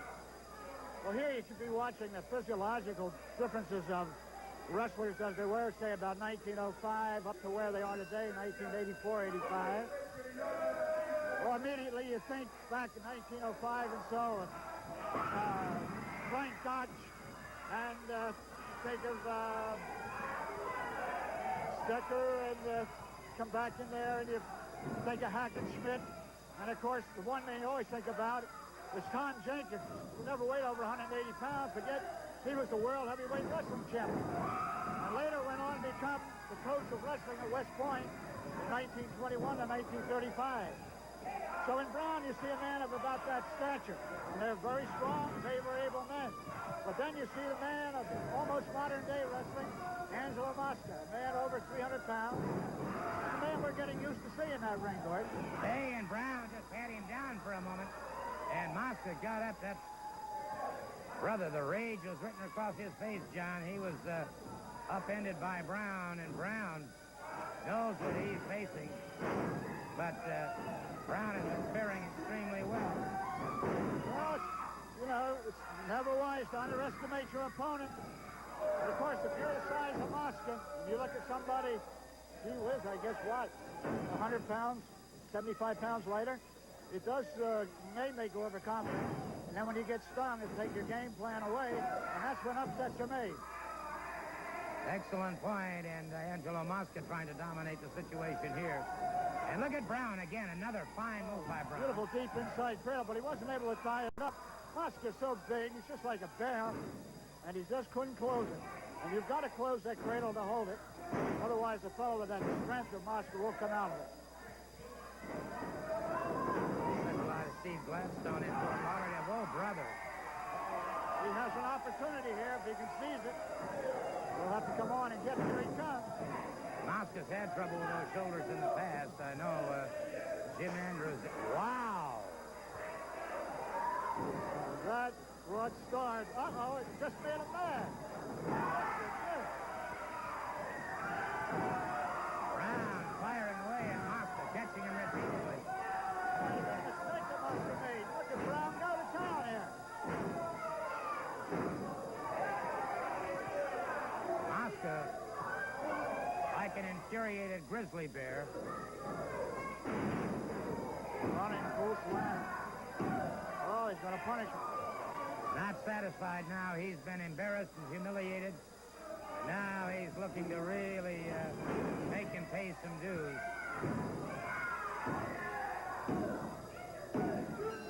Got the 3 count. He got the 3 count. Winner and still Southern champion, Angelo Mosca. What's the one thing you really want to tell your boss? Take this job and shove it. And these good old boys have done it. No more. I'm not having no kid that works for me, snot-nosed out of high school, telling me how to run my brewery. They've had it up to here. And now they're taking care of business. Goodbye, Mercedes. Hello, Volkswagen. Airplanes Robert Hayes and Martin Mull star in the local television premiere of Take This Job and Shove It, Thursday night at 8 on WCIX Channel 6. This is Friedlander Financial's Loan Central. This is where Friedlander Home Equity Loan Specialists help you get the money you need. 9 out of 10 homeowners who call Friedlander get the check they need within 1 week. Whether you need $5,000, $10,000, even $100,000, normally 1 week is all it takes. To apply, please call this number. Friedlander always has money to lend. In Florida, call the Friedlander location nearest you. At Aaron Rents, the choice is yours. Rent the great-looking furniture you've always wanted or rent your favorite electronics and decide later whether or not to buy. There's no risk and the options are all yours. Aaron Rents has beautiful furniture plus color TVs, stereos, microwave ovens, and VCRs, all at the lowest rental rates in town. Aaron Rents will even service your electronics free for as long as you rent, and you don't need established credit. Great choices and lowest prices are always yours at Aaron Rents. Over 100 stores coast to coast. Call or visit your nearest store in Miami or Fort Lauderdale.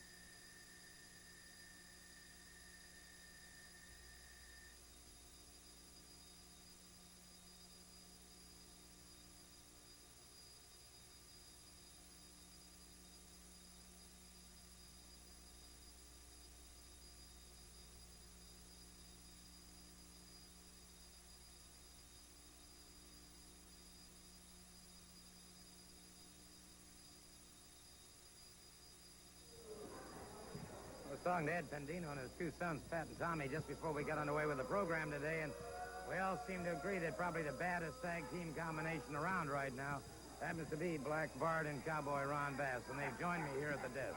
You know something, Gordon? I want to show you something today. A lot of people have been running around here and say, what happened to little Mike Davis? Where's well, he you at? got a film back there that I brought you. I want you to show that film just a little bit, and we'll show you exactly what happened to Mike Davis and where he's at right now. Have you got that, Sully? Yeah, we All can... right, then, let's watch it let's for a get on minute. there. Let's journey to Orlando and watch what did happen to Mike Davis in this particular event. Okay, we're back in action here. Neither team has been able to score a pinfall or a submission hold up to this point.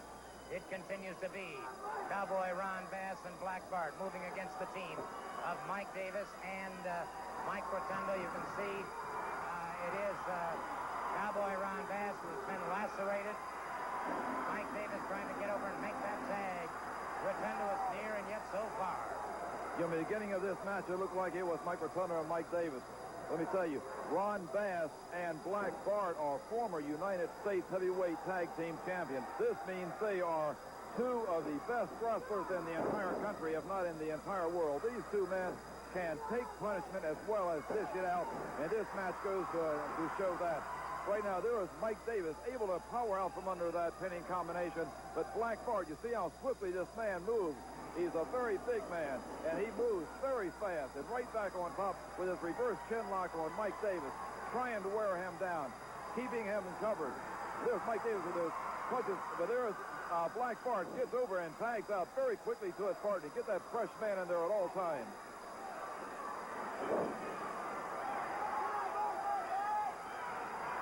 I'll say one thing. This incident that occurred with Chief Joe Lightfoot is certainly something that I think ought to be referred back to Bob Geigel, and I wouldn't be surprised if I hear something from Mr. Geigel. Well, something like that, there really should be something somewhere, because this is completely outside the limits of wrestling.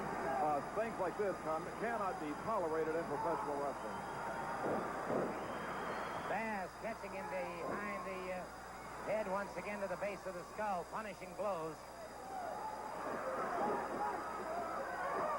Beautiful move. There's that, all I can say is that patented move by Cowboy Ron Bass and Black Bart. They get the pinfall on Mike Davis. They get the pinfall on Mike Davis. So you see, Sully, that's what happened to young Mr. Mike Davis. He got caught in a compactor. We made a little out of bacon right there. And that's what's going to happen from now on, Sully. You talk about an awesome tag team situation where you're looking at it, brother. Anytime Wyndham, Rotundo, Mulligan, Billy Jack, anybody, brother, put your name on the line. Thank you very much. Come on down. Thank you very much. I want to have a closing comment, if I can, with Dick Slater. Mr. Slater, obviously you're going to be scrutinized very carefully for what happened out here earlier today. You don't like that, do you? What business you got going out there and stopping something like that? Barry Windham was beat right there. But let me tell you something right now. You know, I seen Mulligan out here with a big stick. 2 weeks ago, I see him out here dressed in drag. You know, that's where Barry Windham gets a side of the family. Right there where you're dressed in drag. And you know, I seen a little newspaper that said the chief was massacred by 4 people. Well, you know, there's nothing worse than a stinking Indian anyway. And as for Windham, my friend, I'm going to be the first man to put you out of professional wrestling. I'm going to make you quit professional wrestling, Windham, before it's all over with. You're going down like a dog, my friend. Just prepare yourself. Well, thank you very much. There you heard the highly biased comments of one Dick Slater, and all I can say is my thanks to Coach John Heath, and we'll join you again next week at the same time then. So long from the Sunshine State.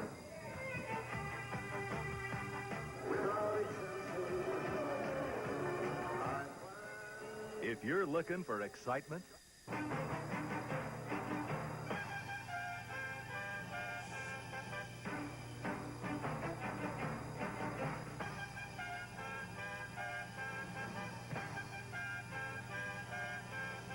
Greetings and welcome once again to Championship Wrestling 84. I'm Gordon Soley, your host. With me, Barbara Clary and Buddy Cole. And Barbara, your Take 5 concerns a gentleman we just saw on the screen. That's right. The one-man gang is going to be with me to discuss some interesting things that have happened to him lately. And they are interesting indeed. Buddy, on top of that, we've got some tremendous action upcoming during this hour. That's right. One of the big matches today that you won't want to miss is there's going to be a big 6-man tag team match with Blackjack Mulligan, Chief Joe Lightfoot, and Barry Windham going up against the team of Angelo Mosca, Cowboy Ron Bass, and Black Bart. This is going to be an exciting match that you won't want to miss. No question. One other thing, Gord, you know, it seems like a lot of wrestling fans have been asking me about where is Mike Davis. I asked around some of the wrestlers in the dressing room earlier, and no one seems to know. No, it's a mystery. I haven't been able to find out either, so if anybody does have a handle as to his location or whereabouts, so we'd appreciate having him contact us. At least let us know what's happening. Also, we'll be seeing the Guerrero brothers in action today and the breakdancers. There's something else. I haven't seen them myself yet, but I'm really anxiously waiting for that. They are indeed an interesting combination, and we'll be seeing them a little bit later on. And a little bit later, too, we're going to be talking to Billy Jack. And, in fact, I think I see him coming right now, so let's hold up for just a second and chat with this man, the gentleman who has come back.